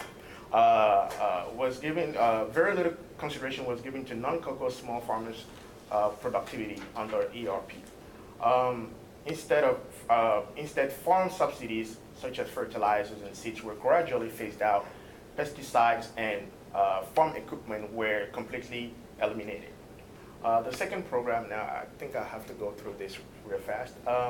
The second program, the Medium-Term Agricultural Development Program, was introduced in '91 with a target of agricultural growth of 4% every year. It reaffirmed the role of the private sector as an engine of growth and encouraged strategies of input supply privatization in an effort to improve the reliability of agricultural input supply and reduce costs through competition. The MADDP remained Ghana's principal agriculture strategy for a decade until the Accelerated Agricultural Growth and Development Strategy, AAGDS, was introduced, and it outlined a framework emphasizing the critical role of agriculture in economic growth and poverty reduction. It was, in essence, the first step towards the institutionalization of integration of the agriculture for development paradigm into Ghana's poverty reduction strategies. That program was followed by FASDEP, which stands for the Food and Agriculture Sector Development Policy. It was modeled after the AAGDS, and the second phase is currently under implementation. It stresses the need to increase competitiveness in the agriculture sector in order to enhance Ghana's integration in global markets. I'll just jump to the next one. Land administration program. Now, land is really important in Ghana in the sense that it's one of the few countries in Africa where land is constitutionally recognized as owned by chiefs and not the state. So state land is by definition land acquired from chiefs who have complete oversight of land within their communities. And so that created a land market problem. And to deal with that issue, the government recently just started, I think it was last year, introduced a land administration plan called LAP or LAP 2. It primarily aims at improving the land tenure security environment. But I had a chance to talk to a couple of officials at the Ministry of Agriculture and other government agencies, and one of the guys was telling me that it is designed to deal with registry problem, which might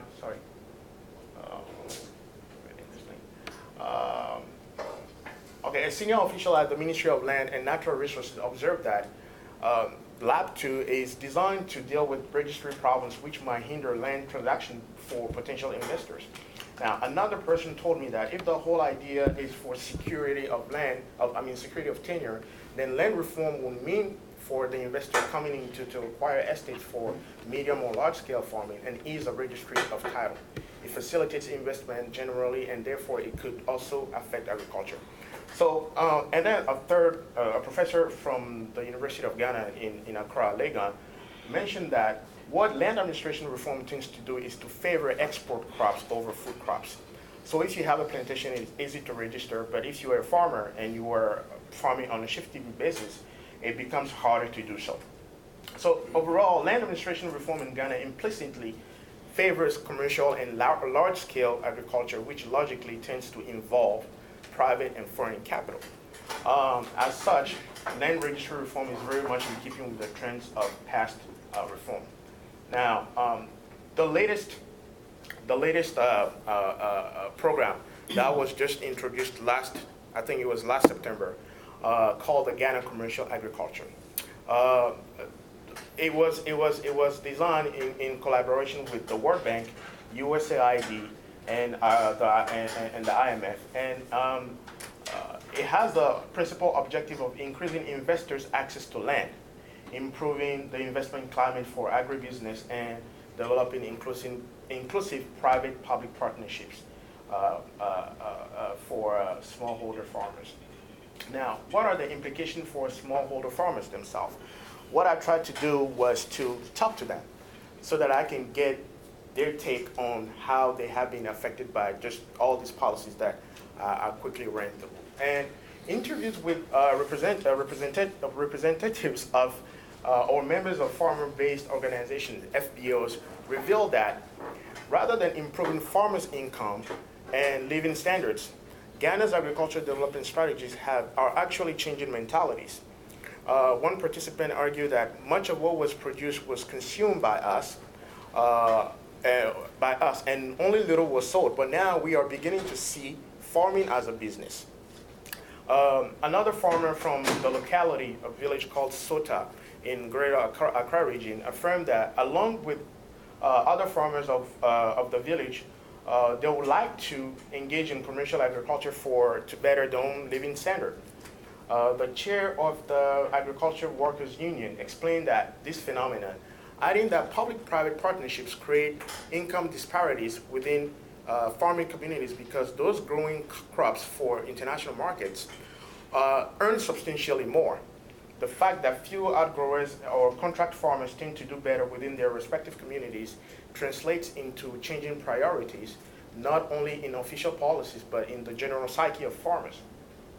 In terms of market linkages, a key concern expressed by the members of GAU, which is, I just mentioned that, the Ghana Agricultural Workers Union, was about how much of the value of exported agricultural goods accrued to local farmers. One member stated that we should be interested in knowing what proportion of what is paid in international market goes to the small farmer. In a globalized world, and this is me arguing, access to the international market subject to price fluctuation alone without competitivity does not guarantee a sustained source of revenue. It is also the case that growth in high-value export crops may only benefit those with better urban and foreign market access and will therefore have little impact on the food cost of the poor. Now, in Ghana, evidences show that there is a market to support pro-small farmer strategies. 43.5% of household incomes are entirely spent on locally grown crops, food crops especially. So tapping into that domestic market, as China did in its own case, potentially can have far better repercussions than and boost rural economies. In terms of land registry reform, the critique of some of the FBO members related to the impact of commercial land acquisition on food security. The chair of the Peasant Farmers Association suggested that much of what was being produced for commercially acquired land are quote-unquote exportable things and not consumable. Commercial agriculture does not help nutrition variation nor contribute to food security. If anything, it only supports and contributes to a niche export economy based on select crops. Overall, there is a sense of ambivalence towards land registry reform because farmers, paradoxically, are worried about its outcome on food sovereignty while they continue to hope to engage at some point in commercial farming themselves. Finally, another problem identified by farmers related to the inadequacies of extension services. Again, one of the representatives of the Peasant Farmer Association argued that for mechanization, there is a yawning gap to fill, especially in the area of tractor use. Government mechanization centers have been inadequate or simply non-existent, forcing farmers to turn to private users with higher cost. Oftentimes, they choose to manually plow their land for likes of alternative. This in turn reduces productivity and increases unproductive labor-intensive practices. Some of the lingering problems with extension services in this instance are attributable to government cutbacks, lower income farmers who cannot afford fertilizers or seeds from private sectors, vendors, much less from subsidized fertilizer from the government. So I'll just jump to the conclusion. The debate as to which is the most effective agriculture-led poverty reduction strategy is very much alive. On one hand, there is a view that large-scale export-oriented commercial farming is capable of feeding a fast-growing population in Africa. It creates remunerative employment with potential spillover effect. It better absorbs new technologies and could therefore substantially increase productivity. On the other hand, there is a view that smallholder food crop-based strategies is more suitable because it targets a bigger segment of the population with better growth outcomes. The government of Ghana, based on the policies that I just mentioned, seem to have opted for the previous and not the latter. And to answer the original question in my presentation, is Ghana learning the wrong lesson from China? The answer, based on the data that I collected over the fieldwork, is yes. China's success was triggered by a combination of institutional and market reforms and technological innovation. The strategic sequencing of these reforms, however, was the key determinant of China's achieving food security and creating a new middle class. So if success of an agriculture-led economic transformation strategy could be measured by the shrinking contribution of agriculture to GDP, meaning as non-agriculture sectors of the economy gain greater importance, then it is arguable that past reforms in Ghana have been less than successful. Agricultural proportion of Ghana's GDP relatively remained stagnant. Prior to the reforms in 1981, agriculture contributed to 40% of Ghana's GDP. The latest estimate put that at 39%. So over the past 30 years, only 1% of kind of an achievement has been made. So most of the growth, especially in the sector, is due to the expansion of cultivated areas and not growth in farmers' income. Even the Ministry of Agriculture concedes that under FASDEP, which I just mentioned earlier on, FASDEP targets fewer commodities for food security and income diversification, especially of resource-poor farmers. Ghana's agricultural development approaches, if anything, continues to reproduce the colonial state relationship with external markets and does not address the central issue of farmers' productivity. So capital-intense operation focused, and that's pretty much where I'm coming to with all my paper, is that capital-intensive operation focused on the production of cash crops, such as cocoa in the case of Ghana, does not create employment opportunities and threatens food security and poverty, and therefore cannot substantially contribute to poverty reduction in Ghana. So that'll be all. Thank you. Okay,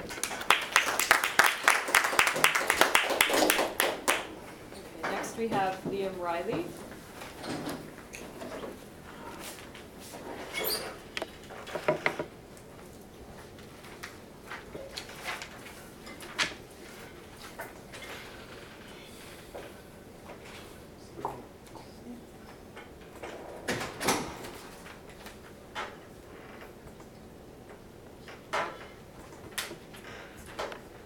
Okay, this is an interesting combination of papers because, yeah, my paper is really focusing on households within Blantyre, so looking at urban food security, and then looking at new ways of approaching and understanding urban agriculture and how agriculture is an important factor in urban food security in Malawi, but then also how it's under threat by other certain policies, which is kind of in the background of what I'm talking about.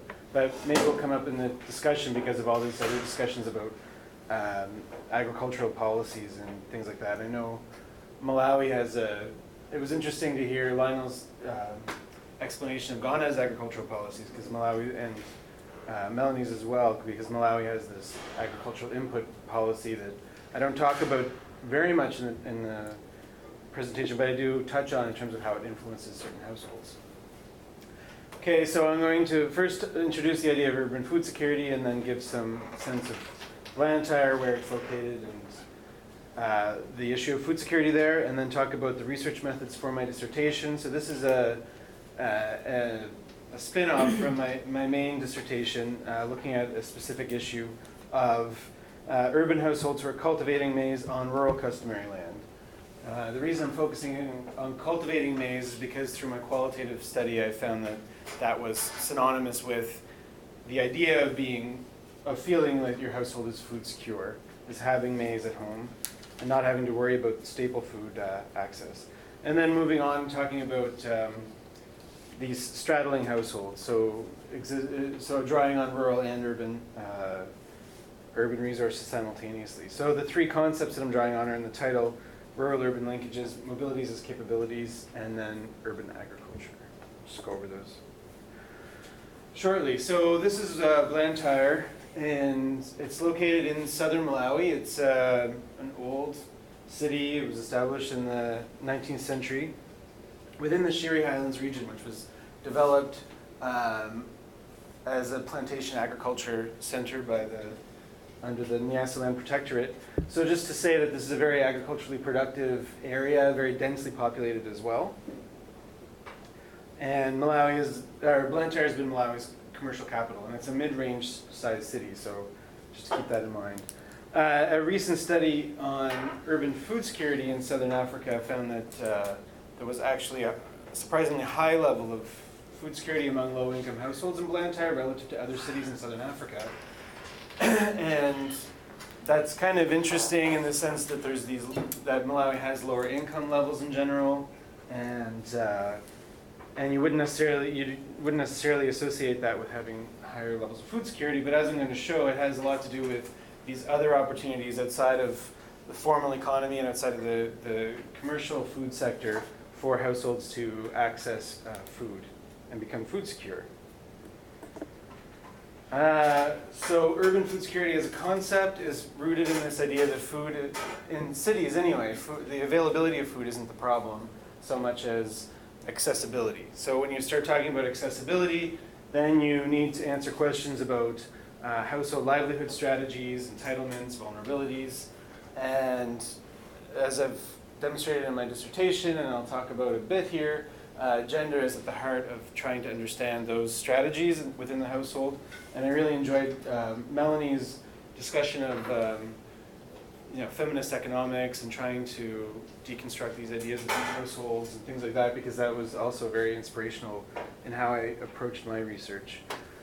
And then these are just two pictures that kind of show the geographical diversity within the city. So you have ShopRite on the top, and then this is a more typical kind of space where you have an urban market in an informal settlement.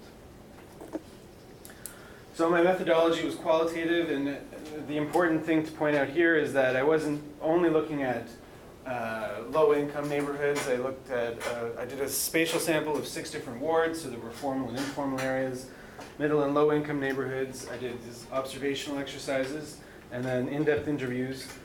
And I want to clarify right at the beginning. So I have 40 individuals, but some of them were multiple individuals from the same household. So when I'm talking about households, and there's 37 households, and so just so that doesn't get too confusing. And then I did this participative diagramming, which helped me to spatialize this idea of food access. So producing these types of maps, saying where, with a group of people, where do you get your food, and then making the map, and then I plotted those on another map, just to understand the spatial dimensions. And then key informed interviews and newspaper analysis were less important for this paper specifically. So the first concept, rural-urban linkages, just to say that if you're trying to understand urban food security, when I started, I wasn't fully aware of how important it would be to understand also what's going on in the rural areas, not only in terms of production, so production levels is important, and where the food is actually coming from, but also in terms of how urban households actually go to the rural areas, and how this is a regular and consistent thing. So just emphasizing that it's not only conceptual, but it's not only over the life course kind of thing, but it's also on a regular basis going to a rural market. So this is actually a peri-urban food market, and I was interested to notice that a lot of people were actually going to the peri-urban markets to buy their food because it was that much cheaper. And it was cheap enough that it justified the expense of paying for the minibus ride out there. So accessing food, accessing goods for trading, accessing social support systems, accessing land for farming. So these are all the things that people can access by going to the rural areas and helping them become more food secure. So I was really interested in this idea of mobilities as capabilities. and trying to theorize what this means in terms of people actually going back and forth. And in terms of tying it into gender, so gendered mobilities, I think some of the constraints, the socio-cultural constraints that Melanie was talking about are really interesting to me because I was also talking about time constraints and financial constraints, especially for women in urban households, and the women whose kids were grown and they could take care of some of the domestic chores. They had more time, they could go to the rural market, save money on food, their household could be more food secure. Whereas if you're a single woman and you're taking care of young children, I've found some examples of people where they were constrained in terms of where they could go. So then they're spending more money buying food at tuck shops or from door-to-door vendors, and then that further reduces their food security status for their households. So enhanced mobility means enhanced ability to draw on rural resources. And I'm looking more in terms of these daily mobilities, so these short-term mobilities. I think migration issues are also important, but that's not really what I'm talking about here. And then also trying to hone in on this idea of urban agriculture. There's been a lot of literature on urban agriculture as a way forward for improving urban food security, and it's important in Blantyre, but maybe not in the ways that people would imagine. So while I did encounter some households that were producing food in urban spaces, these were, and then the other definition that comes up in the literature is commercial food production in urban spaces. So those things are there, but what was more interesting and what I'm talking about now is urban households that are producing food in rural areas and how this is facilitated by mobilities and also by entitlements located in rural and peri-urban areas. So in terms of the numbers and the findings, so out of the 37 households that I interviewed, 10 were cultivating maize in rural areas. So, and I'll note that 4 were cultivating maize in town. So one was able to rent land, 2 were on customary urban land, and 1 was through a specific government program where they had a land grant on state-owned land. But then more than that, in the participatory mapping sessions and other types of discussions, people were always talking about this. If I were able to go to my home village and cultivate, then I would have more food and I would feel more food secure. I would only have to worry about buying relish and not have to worry about buying staple food. And then people who weren't doing it often said that they wish they could, and some of the obstacles were that the land claim was expired in the home village because they'd been in town for so long. And then even if they did want to go back, they would fear witchcraft and other reprisals from people who had started using that land. And then also the cost. So the cost of labor, the cost of fertilizer, the cost of transportation, not only the transportation to go there, but also the transportation to carry the maize back to town. And then others said, I'm not even interested in farming anymore. It's not a very good investment. It's risky. I'm better off just buying food in town. The supply is not such an issue, and the price fluctuates seasonally, but instead of investing my money in seeds and fertilizer and going home and farming, I'm better off just buying more maize in the harvest season when it's cheap, and then saving that to eat throughout the year, and that's a better economic strategy. And that's a type of strategy available to households with more secure and reliable sources of income. Other issues that were mentioned were declining soil fertility, climate change, risk of theft if they're not physically there, and so, but just focusing on the geography. So I hope these maps are clear. But I was trying to figure out, what are the patterns? How can I link this kind of variable of households that are cultivating on rural land to some other factor, whether it's female-headed households or something else, or informal settlements.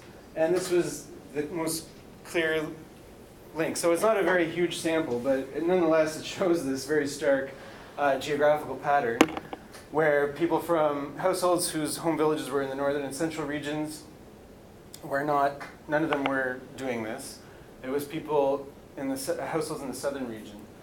And then even within, so this is a smaller version, more focused version of southern Malawi, So I plotted based on the district that the home village was based in, and you can see it's really clustered around Blantyre. So either Blantyre Rural or Chiradzuru, Tiolo, and then a few Zomba and Mangochi as two kind of outliers. So this kind of highlights this cost of transportation, time and money that constrains this mobility, and then in turn constrains urban food security, especially for low-income households who aren't easily able to buy food in town because of the low-income status. Can I just ask of a course. question on that last map thing? I don't know how to go back. The one back? Yeah. Like, are there topographic differences in the bottom half, like where it's... Yeah, so... Because the mountains sort of come down that side, right? And so the drainage system would flow toward the ocean, right? Yeah, so this would follow the Shiri River. It would go along here. So this is a valley. This is Chikwawa, and Sanjay is the valley, and the Shiri River drains into the Zambezi. And the lake is up top there. So this is kind of the heartland. This whole area is the heartland for the Shiri Highlands. Yeah, I'm just wondering if, like, because are there valleys that are separating? This would be the valley here. Yeah. So you are asking about accessibility of land? Well, yeah, yes, accessibility, and I'm trying to imagine with the topographic aspects imposed onto it that your social relationships on the other side of the mountain would tend to be with the people in a different valley system, right? So your drainage system is So you're talking more about where would be the most productive areas, okay, this is or exactly most what. accessible? Yeah. So what that region is on one side of the mountains, right? It's in the Highlands. So this is still part of the Highlands even here. Okay. In this area. Okay, and so the social relationships do have some topographical dimensions to them. Yeah, and I think if you like looking more in depth in the dissertation, so there's this, there's also those issues of the land alienation and how the land was divided, and these long-standing connections. So households on a seasonal basis moving between their own smallholder production to the urban. Processing tobacco at a certain time of year, that type of thing, and then going back and forth. So these patterns are very historical. Yeah. As well.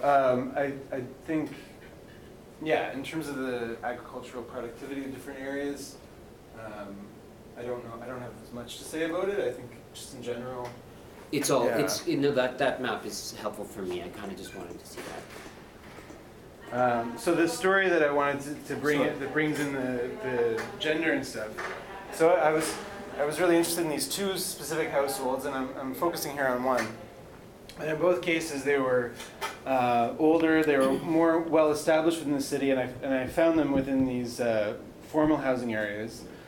And they were both in a situation where they had a house in town and a house in the village simultaneously. So the husband was mainly occupying the house in town, and the wife was mainly occupying the house in the village in order to be able to have a claim on that land to be able to produce food at the same time that the husband is working in town and earning an income that way, and then being able to draw both on all these different resources at the same time. So the children are still able to access the education facilities in town, and at the same time that they're able to have this economic stability. And why that's interesting in terms of gender in Malawi was this, because most of the communities in southern Malawi are following matrilineal land inheritance, so it creates this interesting gender dynamic. Mr. Banda was talking about how if he had stayed in the village, he would be actually at a disadvantage because he was not a firstborn male. So if you're firstborn male, you have a certain amount of prestige as the Nkoswe, but he would have been vulnerable. And I heard this from other men too, that they were vulnerable within those communities to being, in the event of divorce, then they're kicked off the land and they don't have any rights within the community. So he said, I am following a matrilineal way of life and not patrilineal. I bought this house for a change to make the patrilineal side here in town, because this way I don't belong to my wife's home and I am independent. I prefer this because if I kept on there, then I would have been on the matrilineal side and I didn't want to end my life there. Here I am independent. She chooses to be in Zomba or come here, but I cannot live entirely there. I don't want to live in her village. And then the interesting thing in terms of policy where this really ties in is that Malawi has this, their main food security strategy is based on these fertilizer coupons that give you a 95% discount on the cost of fertilizer. And so there's this context of increasing population pressure, smaller plots of land, all these different challenges for food production, and fertilizer is becoming more and more essential for people to be able to have a viable agricultural livelihood. But the distribution of the coupons is a bit strange. So you have to, it's distributed through the traditional authorities, and the traditional authorities identify people within their villages, within their communities who are justified in getting coupons. So and some people in town, they said there's no way we can get coupons, or in our home village they tell us we live in town, that's impossible. Urban households do not have any claim to getting these coupons. Whereas Mr. Banda was getting the coupons. So he said, we get coupons at home because we belong there. This is why we have our house there. They say, they are old ones. The village headman has to treat us by giving us coupons. They recognize us as part of the village because we go for everything. Wedding, funeral, we go home and attend, and when we die, we take the body and bury it at home. So we can live here, but we are buried at home. So this is not a new kind of narrative. I think there's been literature on this for a long time in terms of this dual identity or this consistently identifying with a rural area. But what I was interested in pointing out is that these two households that were able to practice this were both of an older generation. And for younger households, I think, especially more recent migrants in town, it's that much more difficult to establish yourself. And these costs of continuing to invest in the agriculture in the rural areas with the increasing difficulty for smallholder farmers in general and in all these different senses, makes me wonder if this is kind of an antiquated and maybe under threat way of achieving food security for low-income urban households that maybe used to be a good strategy. And so that kind of leads me to these conclusions. First of all, of course, that urban food security and urban agriculture pose complex geographical questions about the social, cultural, economic, and political interconnectedness of urban-rural spaces. So I wanted to bring in all those different elements, and I think that these examples can demonstrate that they're all important. And that mobility is central to reducing vulnerability of poor urban households, and I don't think that's been theoretically combined with these other issues in this specific way. Mobility and place are gendered, and gendered in not in just a simple kind of, in some cases, women are more constrained in terms of being able to be mobile, but then in other cases they have these exceptional entitlements. So, I'm really interested in this intersectionality. So how does gender intersect with place, with cultural norms, with age of children, generation of household, all these different factors. And then I'm also concerned about macroeconomic policies. So since I did my research in 2010, President Mutalika died last year, and Joyce Banda has taken over. And there's been this emphasis on pleasing donors, pleasing the IMF, getting more cash through that aid system, and so that she's devalued the currency, and there's just been all these issues in terms of the price of fuel, the price of imports, and I fear that these could have indirect impacts on people's livelihoods because of how it would impact mobility and the cost of traveling back and forth, and also the cost maybe of transporting food through these informal systems. And that's all. Acknowledgements. And, Great. Thank you.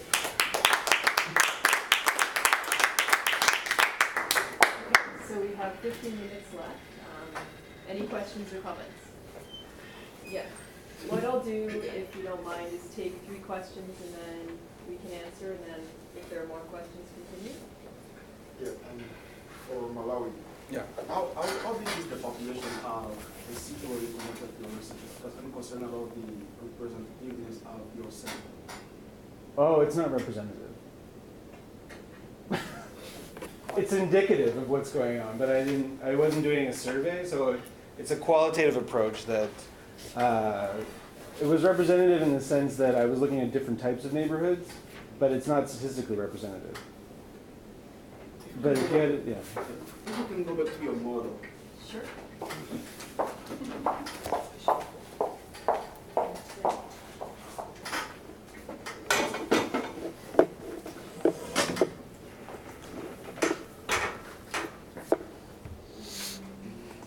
Sorry. That's okay. There? Yes. Can you just re-explain it, because I think that the reduction of poverty job, whatever, but just by recognizing the role of women or by reducing the bargaining power within the household itself may not be conducive to lifting women out of poverty. That is at the micro level. But there may also be other factors that's going on in the community or at the macro level. So yeah, that's actually what the model says. Like, that's the whole message of the model, is this represents the household's problem, right? So that's the micro level, and often the literature stops there and says, okay, we need to get more resources in the hands of women because potentially women are more productive than men in terms of food security because they're responsible for subsistence production. Then when we go to the model, what we say is when we aggregate all this together, and if very, very few people are choosing to release resources and decision-making power to their female farmer household member,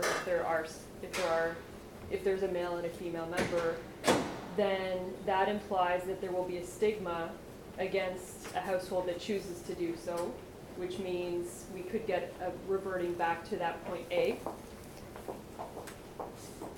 where very few households do choose to do that. Only if we get over this, sorry. Oh, you're not in slideshow mode. Sorry.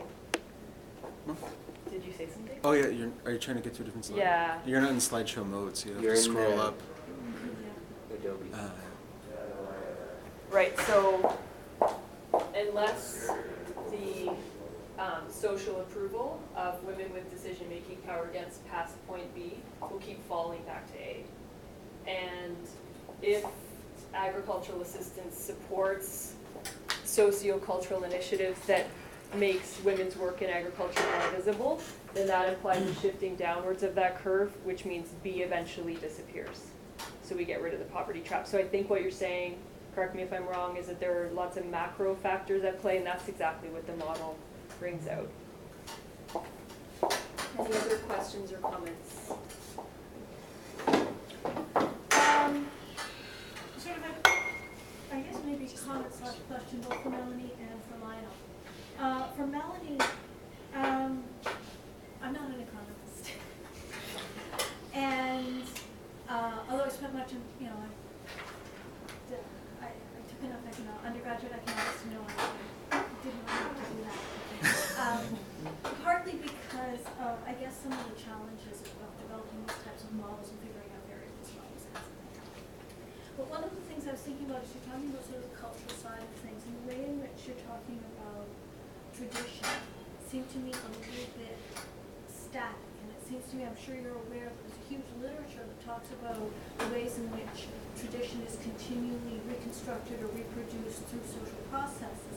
And even some of what you're talking about almost seems like, I mean, on the one hand, there's literature that talks about the sort of real trend towards individualization in Africa, in parts of Africa, including in rural areas over the past 3 or 4 decades, especially but part of a broader historical trend.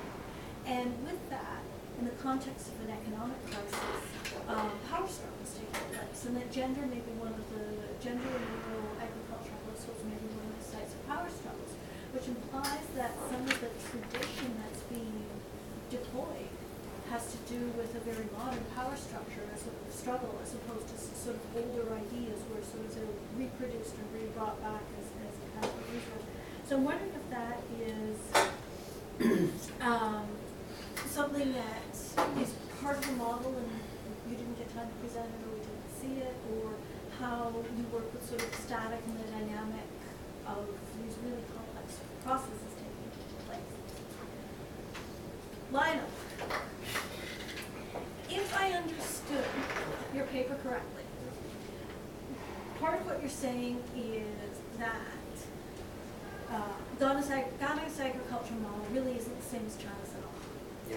China's model was based on food security as opposed to export-oriented agriculture. And so I got that correct? Yeah. Okay, good. So from that, kind of two question comments. One has to do with, you made mention, I think, at the beginning of the FOCAP model. Yeah. And of course, there's been some discussion in certain circles about this sort of China as FOCAP as an alternative governance structure with its own ideas about the ways in which aid should be provided, technical advice, all those types of things. Are they offering something fundamentally different than the mainstream aid agencies, which is mainly what we talked about in the 5 stages of structural adjustment? And if so, is it similar to what China, the policy framework was within China, which focused on food security as opposed to export agriculture?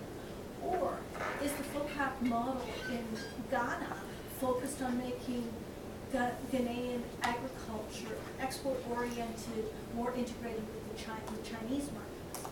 Okay. Second question, or maybe a comment. One of the things when you're talking about the Chinese agricultural model, it seems to me that it's impossible to understand it outside of the industrialization model. I mean, those things were taking place like hand in hand. For example, daughters and sometimes sons were some of the major labor force that went to work in the factories. They went to rural areas. They became temporary residents in the urban areas. They sometimes lived there forever, but often, sort of 5-10 years, they would return to the rural areas. And part of this was like a household strategy that provided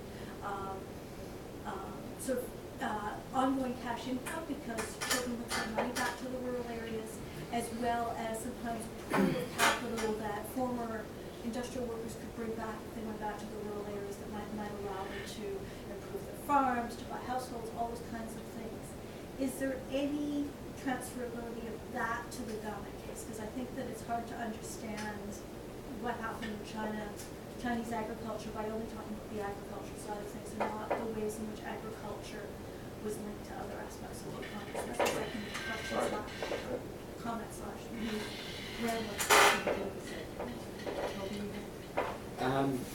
These were all really very great papers, very good presentations, so I just want to say that first of all. Liam, I also really liked the methods that you applied and very, very pretty pictures. In some ways it makes me jealous of geographers. I should have gone to geography. I can see, I like spatial stuff. But I have, my questions are really more for Melanie and Lionel, and perhaps I'm missing stuff here. But the goals, well, in one case, Melanie is looking at like hunger reduction, and Lionel's looking at agriculture for development more broadly. But you see, the thing is that the goals of hunger reduction and reduction of poverty more broadly are in many ways not necessarily aligned with models for accumulation and this growth of a middle class that everybody's always looking for. That they're kind of contradictory processes. I mean, people are impoverished and they act as labor, and some people can extract that labor, and that's what the rural sector is about. And that's where accumulation comes from, and that's what capitalist models always want to see turned back into a more productive economy. But that's seems in a very, kind of contradictory to reduction of hunger. That's all. Thank you. There was a comment back here. Question? No? I'm sorry, I saw your hand. Yeah, go ahead.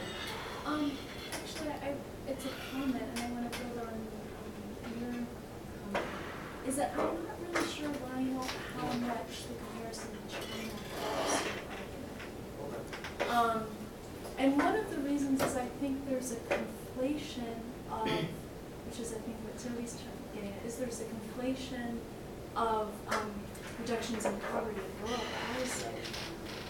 And you can interrogate the kind of connections you're assuming by the very fact that there's been a huge rural out-migration that's continuing, rural migrant labor. There's been ongoing rural protests in China.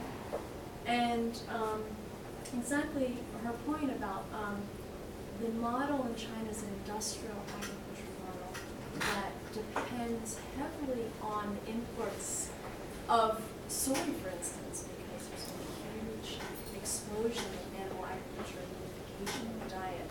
So it's not really food secure in that sense, and I'm not really sure how much that comparison helps.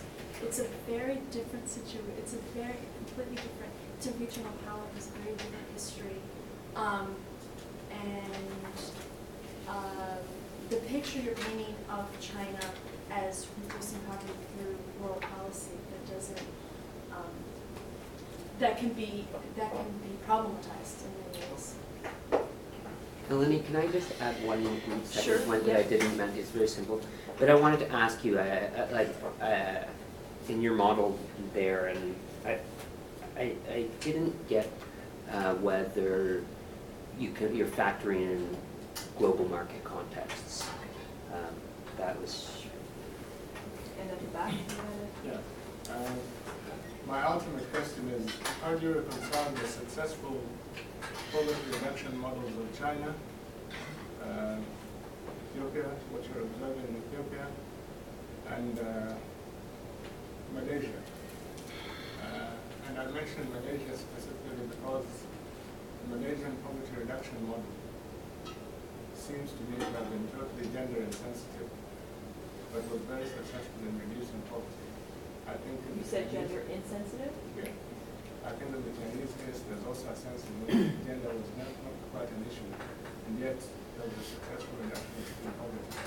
So, to what extent must that poverty, that gender-focused approach be considered, unless it is only specifically for Ethiopia? So that is my ultimate question. In a sense, I'm even asking, would it be possible for the two of you or the three of you to write a paper that explores the model that should come up with, to see if there are consistencies and inconsistencies, and I suspect you're going to find a lot of inconsistencies. And for that reason, I'm glad that you brought in the question of food security as access rather than food production. I think that is critical. But in certain economies, however much you try to be food secure, food sufficient, self-sufficient, it is not a possibility. It's not a possibility because of certain structural issues in the economy that will not allow that approach, and therefore you've got to look for other means of securing access to food, including importation. But the reason why importation may not be a practical solution is that agriculture is not an occupation, it's a livelihood in a lot of these contexts. And that there isn't an alternative livelihood if people come out, if you remove people from agriculture. There isn't a substitute livelihood. And therefore you've got to look for the solution, both to food security and to food access within agriculture. And this is why looking for a model that works is important. But for me, it's an empirical concern, rather than again this concern of developing a formula that can work to this will work this way, and so on. The much talked about 10% that came out of Maputo, the comprehensive agriculture development, reminds me of my focus is ground in the health sector. It reminds me of the 15% of the Abuja Declaration that it required public spending required to address health issues. If you, across Africa, if you take 10% in Ethiopia of public spending and look at 10% of public spending in South Africa, you're talking about two economies that are 10 times the size of each other.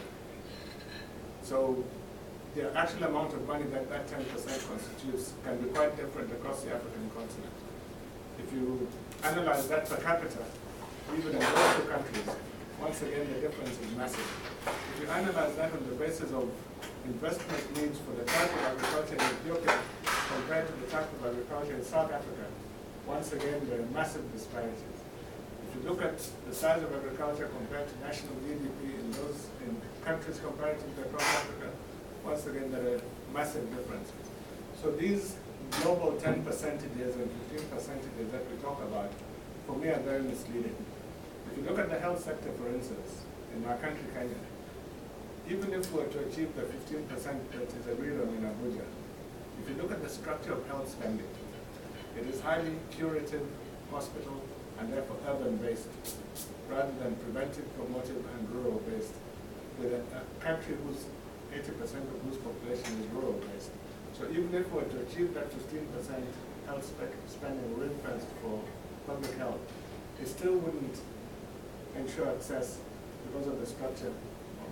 So I think even in agriculture, we could be attaining that 10%, but you're spending it on coffee and tea, export crops, rather than on food crops that employ, that sustain livelihoods in the economy. And that kind of disaggregation and packing of the structure of agriculture and the structure of livelihood for access to, secure access to food is important. I just wanted to bring up those differences. That may, in fact, in the health sector, the World Health Organization recommends US $34 per person per year for meeting the Millennium Development Goals.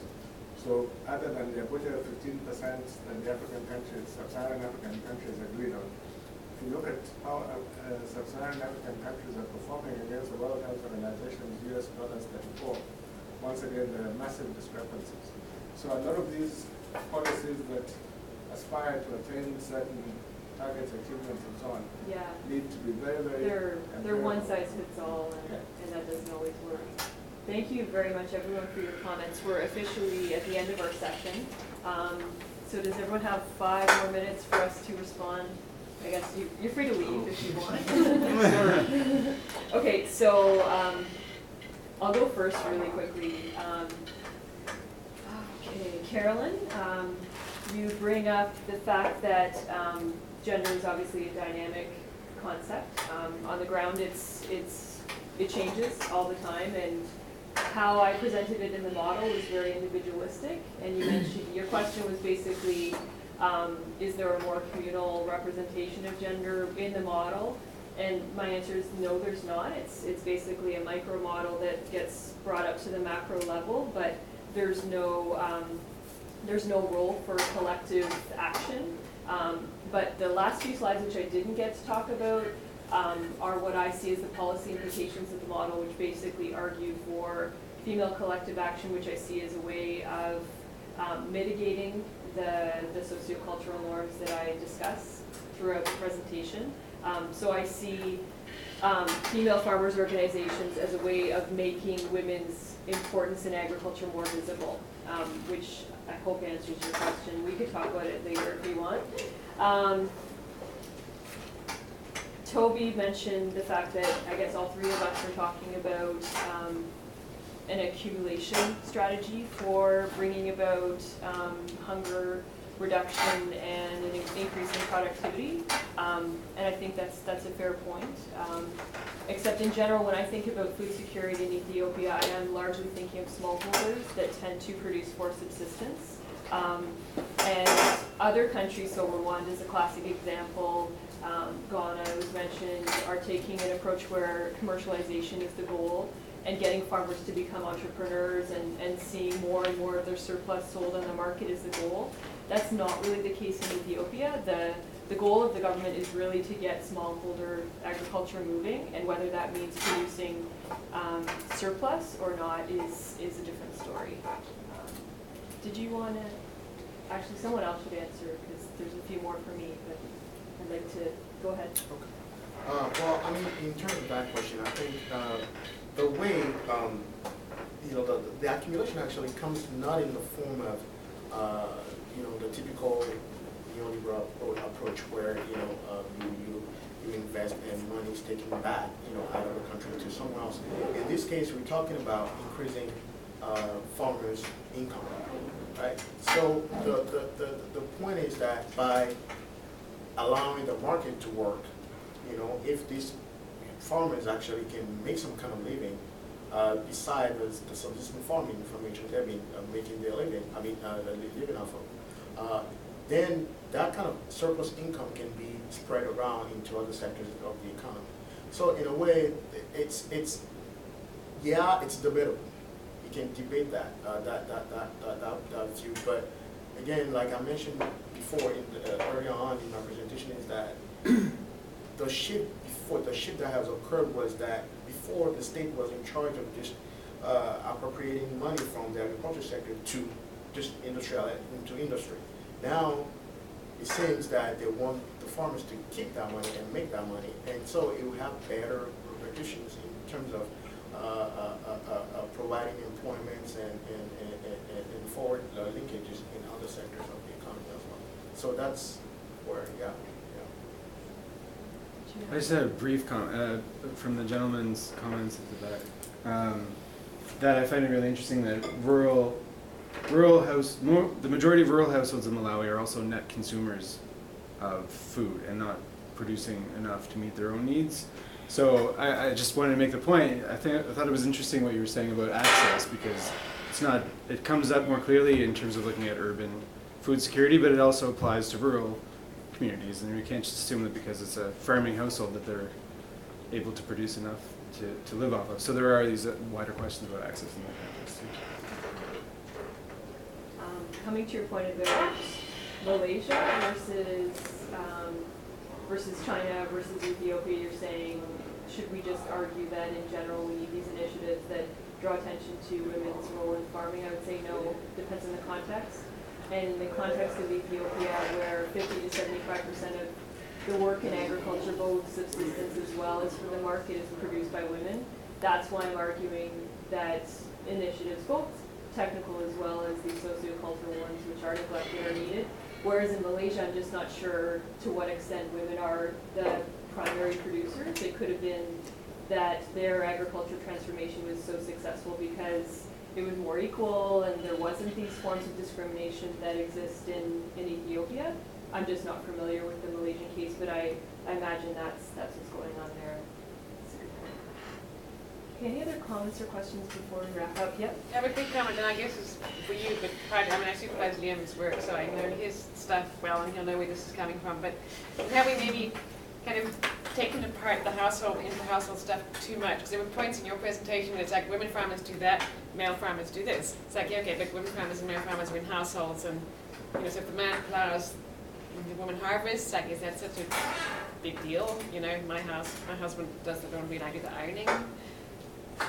Yeah. I don't have his washing machine, but there can be a cooperative gendered division of labor that can look like inequality, but is actually functional versus definitely one that isn't. It becomes more of a problem when you have the issue of female-headed households, because again, they're prevented by that social norm to not be able to plow, and therefore when they have to prepare their fields, they're dependent on a man to do it. And so it's more that case where it's really problematic, whereas if the norm just basically said women can do it, boys can do it, men can do it, it's more that case. But it's also when women have to actually get involved in a sharecropping arrangement, it also becomes problematic, because again, even if their husband is plowing his field and she's getting someone to plow her field, it also becomes her bargaining power, because she's more desperate for that plowing assistance. So it's more about, the alternatives for that woman rather than judging the sexual division of labor per se. And also the household form, I guess, like what kind of household. Exactly, yeah. It is true, in my data, the poorest of all the households were female-headed households with no sons. Right, yeah. They Yeah. were, right, because of poverty. Okay, Can I answer the question? go ahead, yeah. Okay. Yeah, quickly, if I can just talk about that. I mean, I think your question relates to, you mentioned how transferable is the full CAAS model to Ghana. Am I correct? If it is. I asked you what the FOCAC model is, because Okay, that's what not the it same is. thing as the Okay. China model. Okay, yeah. The FOCAC model basically is just an adaptation of the so-called neoliberal model into the framework of cooperation between China and Africa. So it's nothing the same as the China It's model? nothing that, it's not what China did. And that's a really good question, because what China did was that government was heavily involved in policy making and agricultural production, right?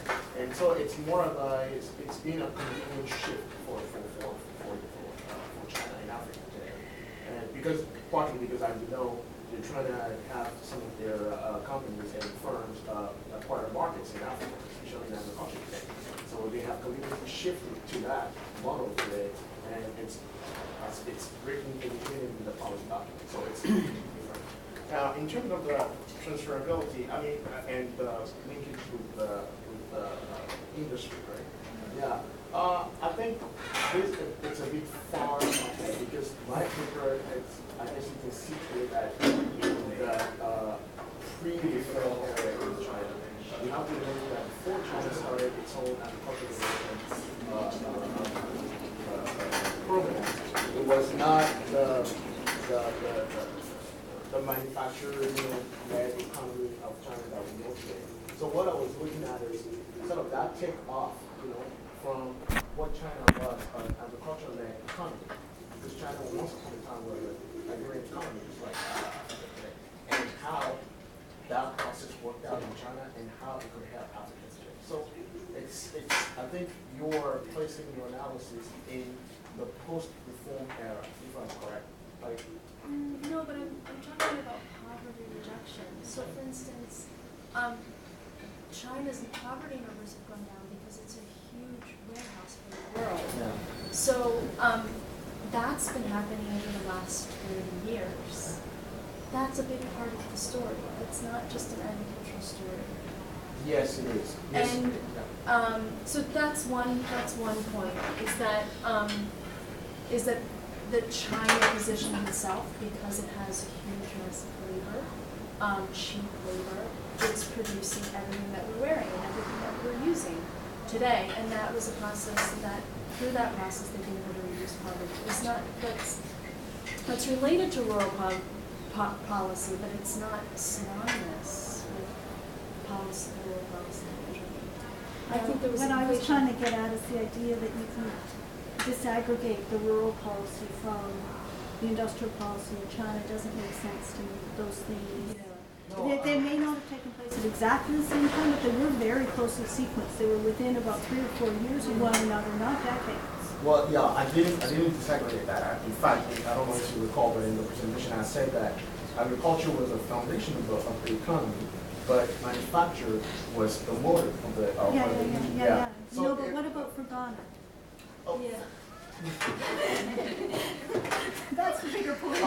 Okay, yeah. Yeah, is Ghana going to become the warehouse? I mean, that's the thing, is your conclusion doesn't, I don't see how that is supporting your conclusion about Ghana at all. Okay, I'm just going to formally close the session and say thank you. Security. Thank you for the wonderful presentations and to all the great comments and questions. Thank you.